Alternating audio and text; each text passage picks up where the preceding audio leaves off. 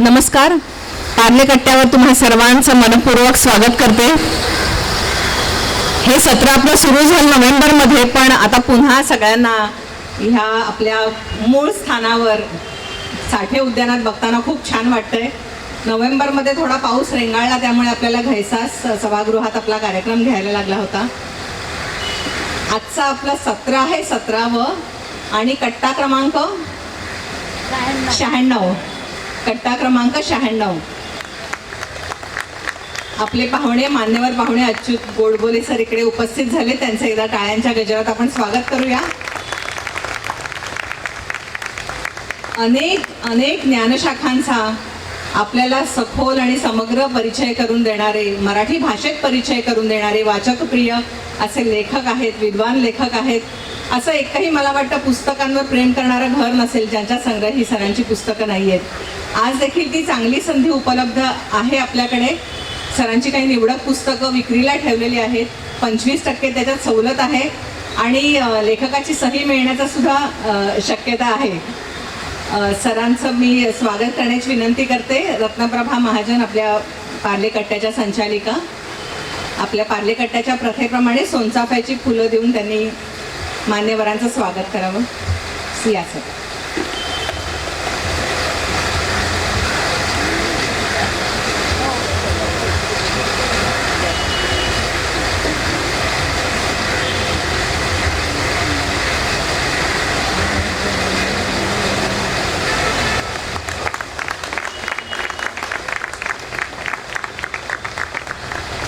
सरांविषयी आपण अनेक गोष्टी ऐकलेल्या आहेत, त्यांचं वाचलेलं आहे, पण आज ही छान संधी आहे की जिथे आपल्याला त्यांना प्रत्यक्ष ऐकायला मिळणार आहे. तर अधिक प्रस्तावनेत वेळ न घालवता मी छायाला पुढच्या कार्यक्रमाची सूत्र सुपूर्द करते. सर, आपल्याला विनंती करते की आपण कधी कधी एखाद्या व्यक्तीची ओळख करून द्यायची असेल तर आपल्याला शब्दच अपुरे पडतात. कारण ही अशा काही व्यक्ती असतात आपल्याबरोबर जी फक्त एकाच क्षेत्रात चमकत नाही, तर ती अनेक विश्व आपल्या आत घेऊन वावरत असतात. कॉर्पोरेट क्षेत्रातल्या शिखरावर CEO म्हणून अंतिम निर्णय घेणारा हा माणूस बऱ्याचदा आपल्याला संवेदनशीलपणे समाजसेवा करताना दिसतो.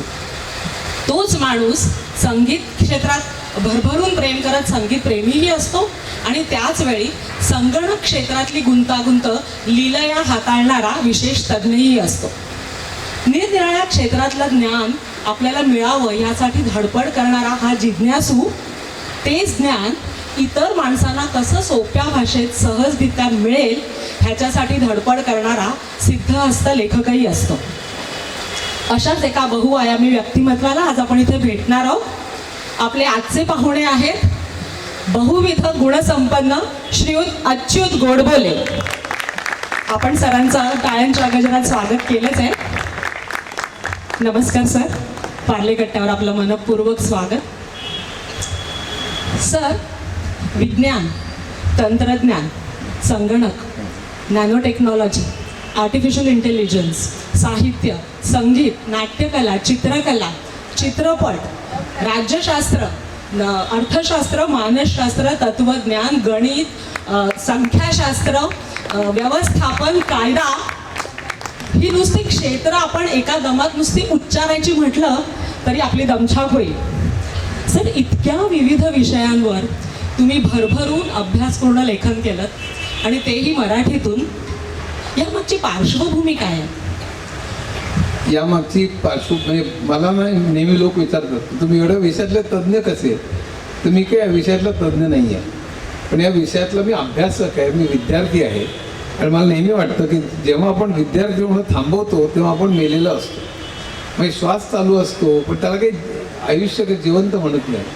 आपण सातत्याने शोधलं पाहिजे काहीतरी, आपण सातत्याने अभ्यास केला पाहिजे, सातत्याने आपण विद्यार्थी असलं पाहिजे. आता हे जे आहे ना,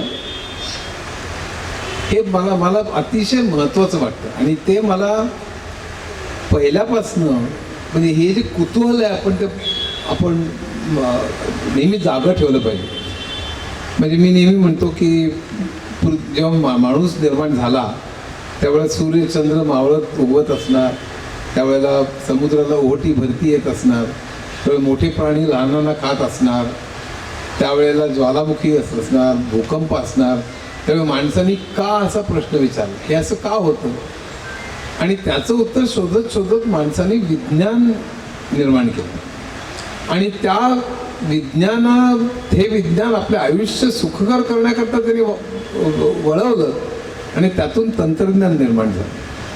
मग माणूस एकत्र राहायला लागला तर एकत्र राहण्याचे नियम निर्माण झाले. त्यातून अर्थशास्त्र, मानसशास्त्र, समाजशास्त्र, तत्वज्ञान, राज्यशास्त्र ही सगळी या सगळ्या ज्ञानशाखा निर्माण झाल्या. आणि मग त्यांनी आयुष्याचा अर्थ लावायला सुरुवात केली. त्यातून संगीत, साहित्य, चित्रकला हे सगळे निर्माण झाले. तर मला पहिल्यापासून याचं भयंकर वेड होतं की हे कसं निर्माण झालं सगळं. माणसाच्या सुरुवातीपासून आत्तापर्यंत या सगळ्या ज्ञानाची वाढ कशी झाली असेल, कुठून हे कसं निर्माण झालं असलं, त्यातले मुख्य शिलेदार कोण होते आणि त्याचा इतिहास काय होता, त्यातली मुख्य तत्व काय होती, ह्याचा शोध घेणं हे ह्याचं मला वेळ लागलं पहिल्यापासून. आणि त्यामुळे हे सगळं होत गेलं. म्हणजे मला परीक्षेकरता अभ्यास करणं, ते गोकमपट्टी करणं, या गेल्या वर्षी काय आलं होतं पेपर सोडवा, हा क्लास तो क्लास, अर्ध्या मार्कांकरता इकडे भांडा तिकडे भांडा, असं आयुष्यात कधीच केलं नाही. म्हणजे खरं म्हणजे मी परीक्षेकरता अभ्यास केला नाही, त्या विषयावर प्रेम केलं. आणि त्या प्रत्येक विषय असो, म्हणजे गणित असो, विज्ञान असो, काही जे काय असेल त्याच्यावर प्रेम केलं. आणि त्यामुळे मी खरं मार्क्स जे मिळाले ते त्यामुळे मिळाले. आजकाल तर लोकांना नुसतं ते तू काय होणार ते ही कळ दावली की मी कम्प्युटर इंजिनियर होणार, हे काय होणार, मी रॉकेट आकाशात उडवणार, किंवा आता अलीकडे ते AI करणार, किंवा काय जे काय असेल ते. तर आणि IITत जाणार, ते IITचं वेळ लोकांना काय मला काही कळत नाही. भयंकर ते TV वरती जे दाखवतात की IITत पास झाल्यानंतर 2 कोटीच्या नोकऱ्या मिळाल्या, म्हणलं की 5वी पासून सुरू लोकांचे क्लासेस, आणि इतके तणाव निर्माण होतात, इतके पैसे खर्च होतात, त्यातून ते IITत मिळालं नाही की पुन्हा ते नैराश्य, हे जे सगळं आहे. तर तसलं कधी झालं नाही. म्हणजे माझ्या आयुष्यात ढकलतच गेलं. म्हणजे काही असं प्लॅन करून किंवा मी अलीकडे 5 वर्षात CEO होईन, की अमुक IITला जाईन, नंतर अमेरिकेला जाईन, म्हणजे असलं कधी ध्येय कधी ठेवलंच नाही. मला ज्ञानाची पहिल्यापासून प्रचंड ओढ होती. हे सगळं कुतूहल, हे सगळं कसं निर्माण झालं असलं पाहिजे. आणि त्यामुळे मी त्याच्याकडे संबंध ओढला गेलो. आणि त्याची ओळख खरी लहानपणापासून, पण ते आपण त्याच्यावर बोलूच नाही. हा सर, थोडंसं सांगा ना बालपणाविषयी. नाही, लहानपणी काय झालं की माझं 300 स्क्वेअर फूटचं घर आणि 3 खोल्या आगगाडीसारख्या, म्हणजे त्या मधल्या खोलीला आम्ही हॉल म्हणायचो. हॉल कुठला तो, एक पाय या भिंतीला लागला की हात त्या भिंतीला लागायचे, असला हॉल आमचा. आणि बंबात तापवलेलं पाणी, पाटावर बसून जेवण, डायनिंग टेबल नव्हतंच, म्हणजे त्यावेळी घड्याळ पण नव्हतं, त्यावेळी स्कूटर मोटार सोडा सायकल पण नव्हती. आणि असं सगळं ते आयुष्य, म्हणजे भयंकर गरिबीत नाही गेलं, पण लोअर मिडल क्लासमध्ये आयुष्य गेलं. पण आमच्या सांस्कृतिक श्रीमंती खूप मिळाली. म्हणजे आमच्या घरी करंदीकर, बापट, पाडगावकर घरी यायचे. घरी त्यांचं काव्यवाचन व्हायचं. आमच्या घरी भीमसेन जोशी, कुमार गंधर्व आणि पंडित जसराज यायचे. मला आठवतंय, मी माझ्या मधल्या खोलीच्या खिडकीत बसलेलो असताना माझ्या बहिणीला पंडित जसराज शिकवतायत नटभैरवमधली बंदिश की चढी आहे मुलुक सुलतान, की मग बहीण गाती आहे. जसराज बेटा असं नाही गायचं, तसं गायचं, असं जे सगळं ते मी कोणाड्यात बसून सगळं ऐकत होतो. हे जे सगळं आहे, भीमसेन जोशींबरोबर मी प्रवास केला त्यावेळेला. मग रात्री 3 वाजेपर्यंत आमच्याकडे भीमसेन जोशी आले आणि मग गप्पा वगैरे सगळ्या त्यांच्या चालायच्या. आमच्या घरी आमचा रियाज कसा व्हायचा, सवाई गंधर्व कसे आम्हाला पोस्टात पत्र टाकायला सांगायचे. ते भीमसेन जोशी विनोदी खूप होते. ते म्हणले सवाई गंधर्व, मग रामभाऊ म्हणायचे त्यांना. रामभाऊ मला पत्र टाकायला सांगायचे रात्री 11 वाजता. मी रामभाऊ म्हणायचो उद्या सकाळी टाकलं तर चालणार नाही का, नाही लवकर गेलं पाहिजे म्हणून 11 वाजता मला टाकायचं. असं सगळं गमती. आणि त्यांनी प्रवास कसा केला, रियाज कसा केला, त्यातला हाल अपेष्टा, असं 3 वाजेपर्यंत गप्पा. 5 वाजता माणूस उठला. 5 वाजता माझ्या मुसाफिरमध्ये लिहिलंय मी सगळं. 5 वाजता माणूस उठला आणि आमच्या सोलापूरहून तो पुण्याला जायला निघाला. तर सोलापूर पुण्याला आत्ता सुद्धा 5 तास लागतात, त्यावेळी 7-8 तास लागायचे. रस्ता चांगला नव्हता. आणि त्यावेळेला ड्रायव्हिंग भीमसेनजी इतके अफलातून करायचे. आणि ते गाडी चालवत सुद्धा गुणगुणत गाडी चालवत मध्ये दौंड आल्यानंतर त्यांनी डावीकडे गाडी थांबवली. चला नाही मुलांना म्हणालो. माझ्याबरोबर आत्तेभाऊ पण होता. आम्ही दोघं गाडीत बसलो होतो. आम्हालाही पुण्यात जायचं होतं. आणि गाडी जे बेफाम चालवत ते दौंडला गाडी त्यांनी थांबवली आणि त्यानंतर तिथे भजी तळत बसलेलं होतं मनुष्य. तर भीमसेन खाली उतरले आणि भजी खायला लागले. म्हणजे आम्हालाही म्हणले तुम्ही खा, पण आमचं ठीक आहे, पण भारतातला सगळ्यात मोठा गवई तिथे भजी खाणार म्हणजे काय, ते घशाचं काय होणार वगैरे. पण आम्ही भजी खाल्ली, त्यांनी भजी खाल्ली. आणि मग गाडी चालवत चालवत ज्याला 6-7 तास लागायचे ते 4 तासात माणसांनी 5 रात्री 3 वाजता झोपलेला मनुष्य, 5ला उठलेला, 5 ते 9 मध्ये 4 तासात त्यांनी त्यांच्याच शब्दात मी त्या हॉलला गाडी टच केली. आणि 9ला हॉल होता मोठा आणि खूप प्रचंड तुडुंब भरलेला, सगळे लोक भरलेले आणि त्यांची वाट बघत. 9 वाजता त्यांचं गाणं होतं तिथे. तर हॉलला टच केलं आणि त्याने आत जाऊन स्टेजवरती आम्हाला बसव, जॅकेट सावरत ते वरती गेले, आम्हाला समोर बसवलं आणि चंगे नैनवा म्हणून तोडीतली बंदिश चालू केली. इतकं अप्रतिम मी तोडी कधी ऐकलेलं नाही. हा माणूस राक्षसच होता. म्हणजे अशा तऱ्हेचे सगळे अनुभव मला इतके लहानपणापासून मिळाले. आणि त्यावेळेला आमच्या वडील मॅथमॅटिक्सचे म्हणजे स्कॉलर्स होते, त्यामुळे माझी आणि वडिलांची रेस लागायची गणिताच्या विषयी. कधी परीक्षेत काय प्रश्न येणार अशी रेस नाही लागायची. 5वीत असताना 7वीतली गणितं, 7वीत असताना 9वीतली गणितं, मला फार मजा यायची. म्हणजे मला गणितात होता पहिली ते IIT पर्यंत एकही मार्क गेला नाही. पण त्यामध्ये गणितातली गंमत किती आहे, त्यातली सौंदर्य किती आहे, ह्याच्यातच आमची गंमत चालायची. की कधी कधी वडील आणि गणित सोडवण्याचं फार हे नव्हतं, पण तेच गणित 3 तऱ्हेने कसं सोडवता येईल, त्यातली सगळ्यात एलिगंट मेथड कुठली, हे सगळ्यात त्यात मजा यायची. मग काही वेळा वडील जिंकायचे, काही वेळा मी जिंकायचे आणि मग ते सगळं त्यात मजा यायची. आणि त्यामुळे गणितात माझं चांगलंच होतं. मला विज्ञानाची आवड कशी लागली, मी मुसाफिर दिलंय, ज्याने वाचलं असेल त्याला माहीत असेल, पण ती गंमत पुन्हा सांगतो. अत्र्यांना कोणीतरी विचारलं की तुम्ही पत्रकार कसे झालात, तुम्ही विज्ञान का नाही शिकलात किंवा वैज्ञानिक का नाही झालात, तर अत्रे म्हणले कसं काय मला विज्ञानाची आवड लागणार. म्हणे आम्हाला विज्ञानाचे शिक्षक होते ते सगळे BT मेथडनी शिकवायचे. एक विषय घ्यायचा, त्याच्या अनुषंगाने दुसरा, त्याच्या अनुषंगाने तिसरा, असं करत करत करत मूळ विषयाकडे यायचं म्हणे. त्यामुळे म्हणजे काय झालं की एकदम मास्तर आले या वर्गात आणि त्याने हातात पेढा धरला आणि म्हणाले तुम्हाला काय वाटतं. मग मुलं म्हणाले मला छान छान वाटतं. मग आणखीन काय वाटतं, ते मुलं म्हणाले गोड गोड वाटतं. मग आणखीन काय वाटतं, मग सुंदर सुंदर वाटतं. आणखीन काय वाटतं, मग केशरी केशरी वाटतं. तर नाही तुम्ही विचार करा म्हणाले. मग मुलं म्हणाले आम्हाला पाहिजे आम्हाला पाहिजे. ते म्हणजे हा तुम्ही आता जवळ येत चाललात, आणखीन विचार करा. मग मुलं म्हणाले आम्हाला हवा आम्हाला हवा. मग मास्तर म्हणाले थांबा, आता आज आपण हवेचे घटक शिकवू. आणि त्याने ऑक्सिजन नायट्रोजन वगैरे शिकवायला सुरुवात केली. ते म्हणलं असले मास्तर असतील तर आम्ही कुठलं विज्ञान शिकणार आणि कुठलं काय. आमच्या वर्गात सुद्धा ज्या बाई होत्या त्या असंच शिकवायच्या. प्रात्यक्षिक करून शिकवण्याचा त्यांना काय नाद होता मला माहित नाही. ते वर्गातलं स्टेज एवढं त्याच्यापेक्षा निम्म होतं. म्हणजे त्याच्यावर एक टेबल आणि खुर्ची ठेवलेली होती, मागे फळा होता. त्यांना प्रात्यक्षिक करून दाखवायची भयंकर हौस. त्यांना सूर्य मालिका शिकवायची होती. एके दिवशी बाई आल्या, भयंकर अनरोमॅन्टिक बरं का, असं प्रचंड कपाळावर आठ्या वगैरे असं प्रचंड. बाई उभ्या राहिल्या, आम्हाला टेबल खुर्च्या हलवायला सांगितल्या. बाई मध्ये उभ्या राहिल्या आणि त्यांनी सांगितलं की मुलांनो आज मी तुम्हाला सूर्य मालिका शिकवणार आहे. मुलं म्हणली ठीक आहे. मग बाई म्हणाला उदाहरणार्थ मी म्हणजे सूर्य. म्हणलं ठीक आहे, तेवढी तळपत होते असते बाई, सूर्य तर सूर्य आपलं काय जातं तिथपर्यंत ठीक होतं. मग बाई म्हणल्या अच्युत तू उठ. म्हणल्या अच्युत म्हणजे पृथ्वी म्हणे. म्हणजे मी आता त्यांच्यावरती फिरायला लागलो. मग मी तिथे यायचो आणि त्यांच्यावरती फिरायचो. स्टेज एवढं लहान होतं की ते भयंकर अवघड हो. आणि पृथ्वी एवढं अवघड आहे पृथ्वीला. म्हणजे तुम्ही सांगा ते पृथ्वीलाच कसं जमतं मला माहित नाही. ते स्वतःच्या भोवती फिरते ना, ते नुसती फिरत नाही, स्वतःच्या भोवती फिरते. तर मला ते जमायला फार अवघड जायला लागलं. म्हणजे घरी एका खांबाभोवती मी प्रॅक्टिस करायला लागलो. आई वडील म्हणले कालपर्यंत मुलगा ठीक होता, आता असं का करायला लागलं एकदम अचानक घरी असं का फिरायला लागलं. पण ते म्हणलं काहीतरी असेल म्हणून त्यांनी नाच सोडला. मग मला 2-3 दिवसांनी ते यायला लागलं. बरं बाईंचं काय झालं, बाईमध्ये उभ्या मुलांना आता आपली पृथ्वी पक्की झाली बरोबर. मग तिथपर्यंत ठीक होतं. मग दिलीप तू उठ. मग दिलीप उठला. मग दिलीप म्हणजे चंद्र म्हणे. तेवढं दिलीप माझ्यामध्ये फिरायला लागते.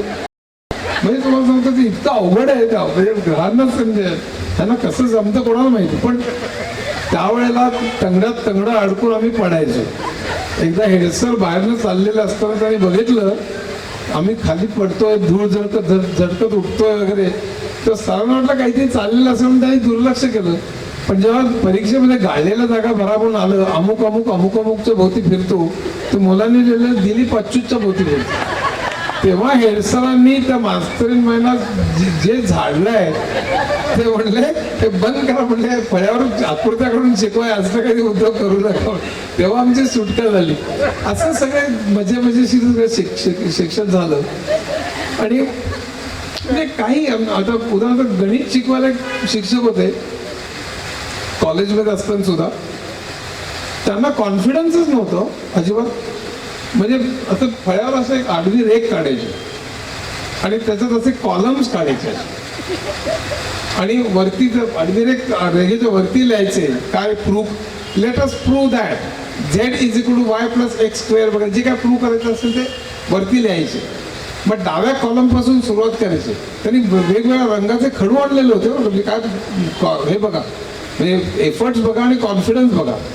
मग एका खडूने ते लिहायला सुरुवात करायची की let us assume that x is equal to अमुक तमुक. असं करत करत करत करत करत पोहत पोहत पोहत पोहत जमलं तर जमलं, नाही जमलं तर okay let us try again म्हणून दुसऱ्या कॉलम मध्ये दुसऱ्या खडूने चालू करायचे आणि पुन्हा let us assume that y is equal to काहीतरी करून पुन्हा पोहत पोहत पोहत पोहत यायचं, जमलं तर जमलं. असं करत शेवटी त्या म्हणजे गणिताला दया यायची, ते बरोबर यायचं कुठल्या तरी यायचं. आम्ही लगेच टाळ्या वाजवायचो, कॉंग्रॅच्युलेशन म्हणायचो वगैरे. सरांना सर आपलं काही नाही, boys the proof in yellow chalk is correct म्हणून बाकी सगळं पुसून टाकायचं. पण आम्ही एवढं लिहून घेतलं कसं काय, तसं काय आचार्य सगळे शिक्षक मला होते, पण मजा यायची सगळी. आणि त्या सगळ्यामध्ये मी बोर्डात 16वा आलो. पण 16वा आलो म्हणजे माझा हिंदीमुळे माझा पहिला नंबर गेला. हिंदीमध्ये मला 43 मार्क होते 100 पैकी. पण हिंदी पण वाईट होतं. त्याने मला वाक्प्रचार करायला सांगितला होता. तेव्हा मी लिहिलं होतं की मैं तुमको पुकार रहा था लेकिन तू मेरी तरफ ढुंकी भी नाही म्हणून. तेव्हा मास्तरांनी खूप प्रयत्न केले पण ते काही जमलं नाही. तेव्हा 100 पैकी 43 पडले. तेव्हा बोर्डात पहिला नंबर मला गेला, 16वा नंबर आला. मग युनिव्हर्सिटीत आता मॅथमॅटिक्सचं मला प्राईज होतं बोर्डातलं आणि युनिव्हर्सिटीत मात्र मी पहिला आलो पूर्ण युनिव्हर्सिटीत. स्टॅटिस्टिक्स अँड मॅथमॅटिक्सचं गोल्ड मेडल होतं.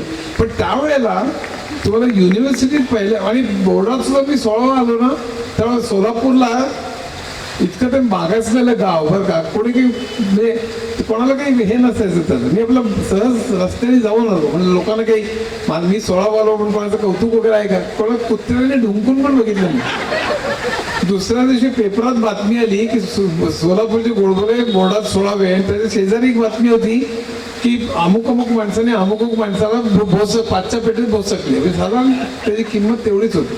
तर मग बोर्डात युनिव्हर्सिटीत मी पहिला आलो. आणि त्यावेळेला युनिव्हर्सिटीत तुम्ही पहिले आलात तर तुम्हाला IITतली एंट्रन्स द्यायची गरज नव्हती. ती JEE परीक्षा जी असते ती द्यायची गरज नव्हती. पण मला कोणी सांगितलंच नाही. कारण त्याचं काय पुण्या मुंबईसारखी जी हुशार मुलं वगैरे सगळं माहिती असं काही नसतं. मग मी त्या एंट्रन्सला बसलो वेळासारखं. पण त्यावेळी काही क्लासेस वगैरे आजच्यासारखे वेळ नव्हते तिकडे. मग जाऊन बसलो मी तिकडे. पण त्यावेळी मी ऑल इंडियात आठवत नाही आता 22-28 काहीतरी असं चांगला नंबर आला.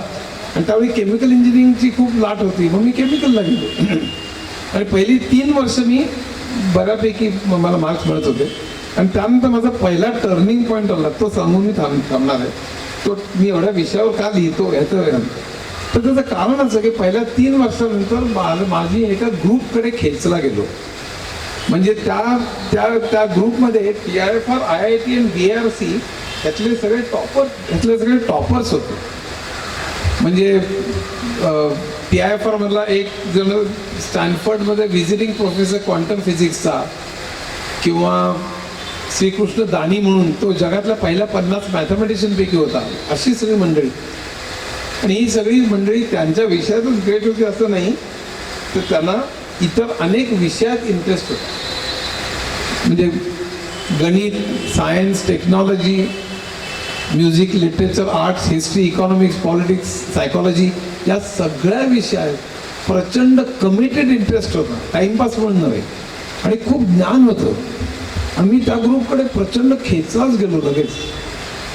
आणि त्यांच्यात ज्या चर्चा चालायच्या, पहिल्याच महिन्यात एकदा भेटायचो, मग 15 दिवसातून एकदा, मग आठवड्यात एकदा असं करत करत चर्चा ज्या चालायच्या त्या भन्नाट असायच्या वेगवेगळ्या विषयांवर. म्हणजे इकॉनॉमिक्स म्हटलं की मग BA पर्यंत इकॉनॉमिक्स वाचून काढलं.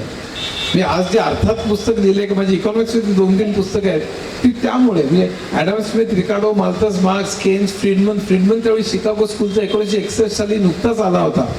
तर ह्यामुळे मला प्रचंड आवड, नुसती आवड नाही, कमिटेड की भारतात गरिबी काय, भारताचे प्रश्न काय आहेत, भारतात बेकारी काय आहे, आपल्याला कळलं पाहिजे. मला असं कधीच वाटलं नाही की आपल्याला काय करायचं. आपण GRE देऊ, अमेरिकेत देऊ, मग गाड्या उडवू, पैसे मिळवू, आपल्याला काय करायचं असं कधीच वाटलं नाही. आमच्या चर्चा म्हणजे तुम्हाला सांगतो काय कशा चालायचं याचं तुम्हाला एक उदाहरण म्हणून सांगतो. उदाहरण म्हणून सांगतो की उदाहरणार्थ बिग बँग मुळे आपलं विश्व तयार झालं अशी सध्याची थिअरी आहे. 1400 कोटी वर्षापूर्वी ते झालं की 13,800 कोटी, 1380 कोटी. पण त्याच्या अगोदर काय होतं, बिग बँगच्या अगोदर काय होतं, म्हणजे विश्व तयार झालं त्याच्या अगोदर काय होतं. आता प्रश्न असा की त्याच्या अगोदर काय होतं हा प्रश्नच मुळी अनसायंटिफिक आहे. कारण टाईम ज्याला म्हणतो वेळ हीच मुळी त्यावेळी सुरुवात झाली अशी आत्ताची थिअरी आहे. पण आमच्या चर्चा त्या अशा भन्नाट चालायच्या किंवा भारतात गरिबी काय अशाच किंवा सायकॉलॉजीमधली किंवा हिस्ट्रीमधली. हिस्ट्री म्हणजे काय, तर आपल्याला इतिहास म्हणजे फक्त नेत्यांचा किंवा राज्यकर्त्यांची चरित्र शिकून शिकवलं जातं. म्हणजे तर शिवाजी, संभाजी किंवा बाबर, हुमायून वगैरे ते फुलं घेतलेली सगळी ती राजे आपल्याला आठवत असते. तर इतिहास म्हणजे काय, मला अजून वाटतं EH कारचं पुस्तक आहे व्हॉट इज हिस्ट्री म्हणून. त्या RJ कॉलिंगवूड आणि कार यांच्यातले वाद जे झाले त्या काळात, तर ते सगळे आम्हाला खूप भोवायला लागले. किंवा साधी गोष्ट सांगतो, म्हणजे उदाहरणार्थ सेक्सचे विषय. तुम्हाला आश्चर्य वाटेल की माणसाची म्हणजे पहिला जीव निर्माण झाला त्यानंतर 200 तुम्ही खुर्चीवर पाडालच कारण आपला लक्ष जात नाही त्याच्याकडे. त्यानंतर 200 कोटी वर्ष सेक्स नव्हता. एक सेल डिवाइडून 2 सेल्स व्हायचा, 2 सेल्स डिवाइडून 4 सेल्स व्हायचा. मग मेल फिमेल हे तयार होऊन त्यातून नवीन जर जीव निर्माण होणं ही प्रक्रिया 200 कोटी वर्षानंतर निर्माण झाली.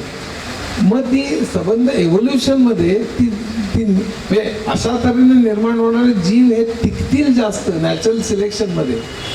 हे का झालं असलं पाहिजे. म्हणजे मला एकदा मी न्यूयॉर्कहून एकदा येत होतो, मॅट रिडली नावाचा एक बायोलॉजिस्ट आहे इंग्लंडमधला.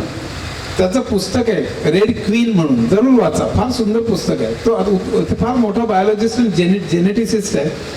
न्यूयॉर्कहून येत असताना मी ते पुस्तक वाचलं आणि एवढं भारावून गेलो. म्हणजे तर असे सगळे वाद त्या काळात आमचे चालायचे. त्यामुळे मला सांगायचा उद्देश हा की IIT मध्ये सुद्धा हा प्रश्न येईल का तो प्रश्न येईल, मग नंतर GRE द्यायची किंवा अमेरिकेला द्यायची, असलं मला वाटतं हे फार मुक्कड आहे. हे ज्ञान जे मगाशी जे सांगितलं की एवढं सगळं ज्ञानशाखा आहेत त्या कशा निर्माण झाल्या, त्यातले शिलेदार कोण होते, त्यातली तत्व काय, रिलेटिव्हिटी म्हणजे काय, ते कसं निर्माण झाली, परीक्षेला की नाही दुय्यम आहे मार्ग, तर आपल्याला कळलं पाहिजे. तर हे जे सगळं आहे त्यामुळे आम्ही भारावून गेलो होतो. माझ्याकडे सगळी पुस्तकं इकॉनॉमिक्स, सायकॉलॉजी, सायन्स, टेक्नॉलॉजी ह्यांनीच भरलेली होती IIT मध्ये. आणि मी आत्ता जे सगळं लिहितोय ना वेगवेगळ्या विषयांवर ते त्यामुळे लिहितोय. हे कुठे हे पुस्तक जास्त खपेल किंवा मला खूप येते असं दाखवायला वगैरे मुळीच करत नाही, कारण मला येतच नाही. मला जेव्हा लिहायचं असतं ते माझ्याकडे ऑलरेडी वाचन बऱ्यापैकी झालेलं असतं, पुस्तकं बरीच जमवलेली असतात जगातनं, आणि लिहिताना मी अभ्यास करतो, विद्यार्थ्यांसगळं शिकतो. मी त्यात कधी कुठेही कमीपणा मानत नाही आणि त्यानंतर मी लिहायला लागतो. तर हा जो पहिला टर्निंग पॉईंट आला आणि माझ्या लहानपणचे जे संस्कार आहेत, म्हणजे श्रीराम पुजारी आहे, माझी बहीण सुलभा पिशवीकर जी मोगूबेनकडे किशोरी अमोणकरांकडे शिकली, पुष्पा आगरकर जिने मराठीचे संस्कार केले, आणि एवढे संगीत साहित्य याचे जे संस्कार झाले, त्या सगळ्यामुळे मला इतर एकंदरीत अनेक विषयांमध्ये अतिशय सखोल रस आणि कमिटेड इंटरेस्ट निर्माण झाला की हे माहीत असणं म्हणजेच आयुष्य आहे. नुसतीच परीक्षा पास होणं हे ध्येय नाही. परीक्षा, नोकरी, पैसा, 1 BHK 2 BHK, मग रो हाऊस, मग बंगला, माझ्याकडे कुठली गाडी आहे, काय अमुक तमुक वगैरे असं सगळं. त्यात मला भय, आता मी जर्मनीमध्ये BMW बऱ्याच वेळा चालवलेली आहे. BMWचं इंजिन खूप चांगलं असतं म्हणून मला BMW आवडते. पण आपल्याकडे कसं असतं की मी BMW किंवा मर्सिडीजमध्ये बसताना इतर किती लोक बघतात माझ्याकडे ह्याच्याचकडे लक्ष असतं आपलं.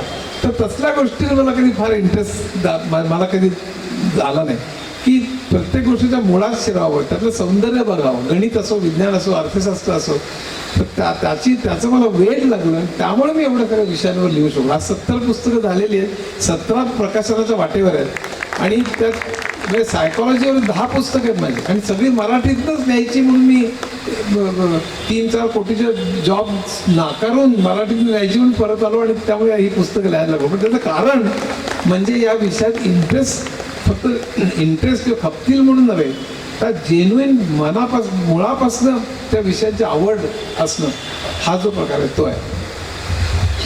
सर, मराठीतनं लिहिलं त्याबद्दल सांगा ना, मराठीतनं का लिहावंसारखं वाटलं? नाही, त्याचं कारण असं आहे की या इंग्रजीमध्ये बऱ्यापैकी त्याच्यावर मटेरियल अवेलेबल आहे. म्हणजे माझ्याकडे 7,000 पुस्तकं आहेत, बरीच देऊन झाली आहेत, आता मी फार ठेवलेले नाही. पण आता इकॉनॉमिक्स म्हटलं किंवा सायकॉलॉजी म्हटलं की इकॉनॉमिक्स 101 बरं का, economics for dummies, economics for ले पर्सन. म्हणजे पाश्चिमात्य जगात अगदी नोबेल लॉरेट पासून अतिशय मोठे विद्वान हे सामान्य वाचकाला विषय कसा कळेल याच्यासाठी एवढी धडपड करतात. आता विज्ञानातलं सुद्धा स्वतः आईन्स्टाईन बघा किंवा कार्ल सेगन बघा, इओ विल्सन बघा किंवा जॉन ग्रिबिन आहे त्याच्यामध्ये किंवा ब्रायन ग्रीन आहे. मी तुम्हाला सहज काही उदाहरणं सांगतो, असे अनेक आहेत. नील डी ग्रास आहे किंवा जिम खलिली आहे. या सगळ्यांचा माझ्यावर एवढा फळ आहे. ते सगळ्यांचे तुम्ही व्हिडिओज बघाल, सगळे अतिशय उत्कृष्ट. मिशिओ ककू आहे, तो न्यूयॉर्कमधला फिजिसिस्ट आहे. हे इतक्या सोप्या तऱ्हेने सांगतात ते. तर त्यामुळे सोप्या तऱ्हेने विषय समजावून सांगणं ले पर्सनला, पॉप्युलरायझेशन ऑफ सायन्स, नुसतं सायन्स नाही पण इतर कुठलाही विषय, याचं मला इतकं महत्त्व वाटतं की हा विषय लोकांपर्यंत पोचला पाहिजे, त्याची गोडी निर्माण झाली पाहिजे, तो कळला पाहिजे. आणि ते मला पाश्चिमात्य विशेषतः अमेरिकन लेखकांकडनं मला ती स्फूर्ती मिळाली. अनेक लेखकांचे माझ्यावर संस्कार आहेत. पूर्वी मी म्हणजे मॅथमॅटिक्समध्ये बऱ्यापैकी असल्यामुळे खूप रिगरस इक्वेशन वगैरे ब्रिटिश तऱ्हेने बरंच लिहायचो. पण त्यानंतर अनेक अमेरिकन पॉप्युलर रायटर्सचा माझ्यावर एवढा परिणाम झाला की सगळे विषय सोपे करून सांगावे. हे मला मॅथमॅटिक्समध्ये कितीतरी चिकार, आयन्स हे आहे, मार्टिन गार्डनर आहे, अनेक लोक आहेत. म्हणजे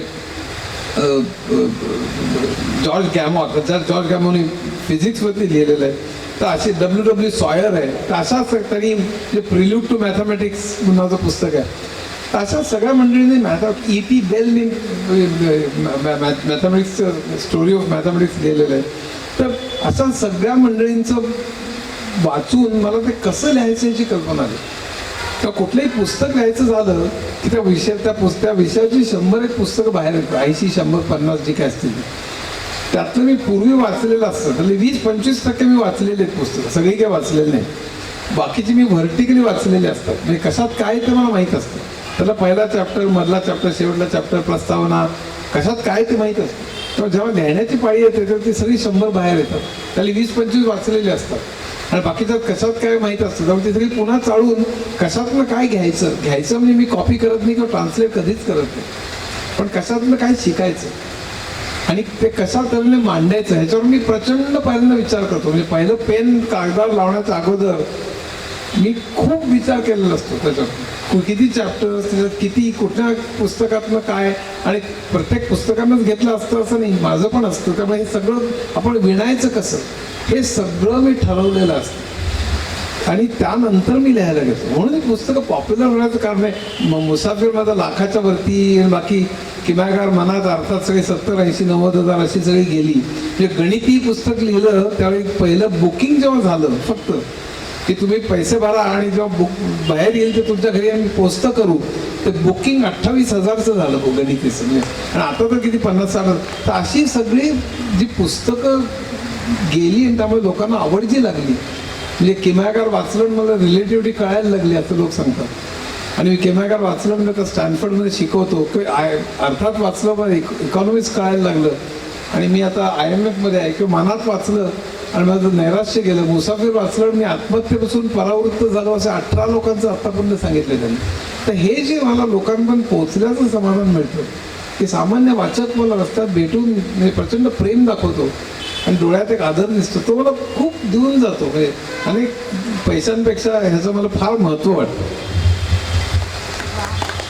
सरांनी आता जे 70 पुस्तकांचा उल्लेख केला त्यातल्या कितीतरी पुस्तकांना राज्य शासनाचे पुरस्कार मिळालेले आहेत, इतर मानाचे पुरस्कार मिळालेले आहेत आणि मराठी भाषा ही ज्ञानभाषा व्हावी ह्यासाठी त्यांनी जे हे अथक परिश्रम केलेले आहेत त्याची दखल बऱ्याच ठिकाणी घेतली गेली. आत्ता परवाच गुरुवारी पुण्याला पुणे प्रार्थना समाज नावाची एक 155 वर्ष परंपरा असलेली जुनी संस्था आहे, त्या संस्थेमार्फत सरांना पुरस्कार देऊन सन्मानित करण्यात आलेलं आहे. तो भांडारकर, डॉक्टर भांडारकर पुरस्कार होता. भांडारकर आपल्याला माहितीच आहे, भांडारकर इन्स्टिट्यूटचे. गेल्या वर्षी तो माधव गडकरींना माधव गाडगिळांना मिळाला आणि त्याच्या आदल्या वर्षी मारुती चितमपल्ल्यांना मिळाला, 2-3 वर्षांपूर्वी.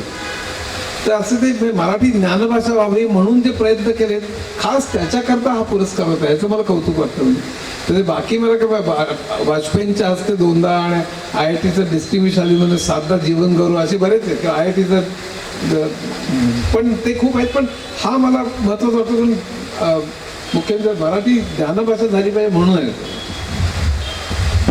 सर तुम्ही सुरुवातीची काही पुस्तकं लिहिली ती एकट्याने लिहिलीत, अर्थात मुसाफिर आलंच त्याच्यात, किमयागार, अर्थात, मनात. त्यानंतर तुम्ही सहलेखकांना हाताशी घेतलं, त्यामागे तुमचा काय विचार होता? मला एक साधारण 12-14 वर्षापासून BP डायबेटीस माझं एक 22 वर्षापूर्वी माझी अँजिओप्लास्टी झाली. इनफॅक्ट गेल्या वर्षी माझी ट्रिपल आर्टरी बायपास झाली आणि मला बाकी ऑर्थोपेडिक बरेच प्रॉब्लेम्स आहेत. त्यामुळे मला लक्षात आलं की आपण एकट्यानं जर का, कारण मी खूप सखोल अभ्यास करून प्रत्येक पुस्तकाला 2 वर्ष 1 वर्ष वगैरे असं घेतो, 1.5 वर्ष प्रचंड रिसर्च करून. तुम्ही मागे रेफरन्सेस बघितले प्रत्येक पुस्तकात तर तुम्हाला कळेल. पण लक्षात आलं की आपलं आयुष्य एकंदर आपल्याला जर का बरंच ज्ञान आणायचं मराठीमध्ये तर आपण मग अपुरे पडतो.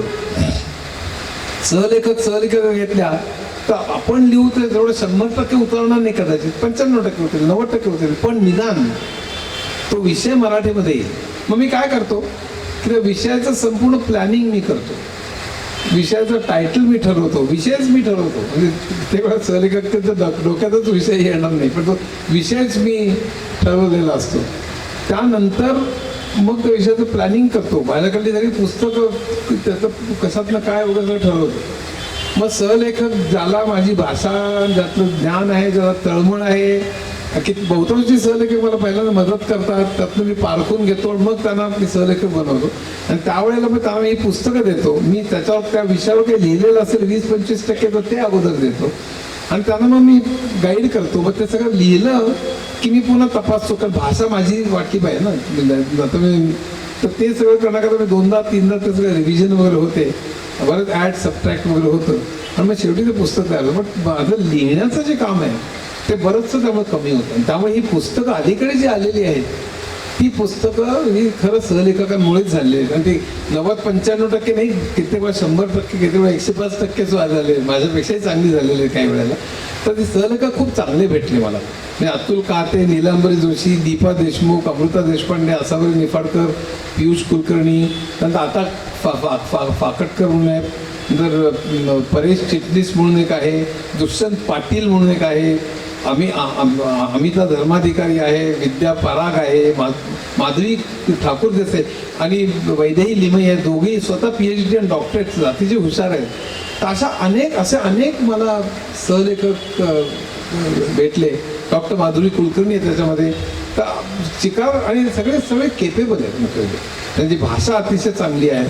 आणि सतीश कुलकर्णी आहे अलीकडे, नंतर वर्षा दौंड आहे. आता आम्ही झपूचा 4 जे पुस्तक काढलं आहे ते वर्षा दौंड बरोबर काढलेलं आहे. अशी जी सगळी मंडळी आहेत त्या सगळ्या मंडळींना मी पारखून घेऊन त्यानंतर मी ते सुरुवात करतो. आणखीनही काही 1-2 नावं राहून गेली असतील, पण मुख्य म्हणजे या सगळ्या मला हे म्हणतात कोण मोठे लेखक आहेत ते म्हणतात तुम्ही स्वतः मराठीमध्ये खूपच केलेले आहे, पण त्यापेक्षा आणखीन जास्त तुम्ही 15 तरी मराठीमध्ये लेखक घडवले, हे सगळ्यात महत्त्वाचं आहे. मला वाटतं ते खूप महत्त्वाचं आहे. याच्या पुढची 30 वर्ष ते लिहित बसतील आणि त्यांनी लिहावं अशीच माझी इच्छा आहे. कारण माझ्याकडे विषय एवढे आहेत प्रचंड तर पुस्तकं एवढी आहेत की मी त्यांना देऊन टाकतो आणि सांगतो तुम्ही लिहा आता, काय प्रॉब्लेम नाही.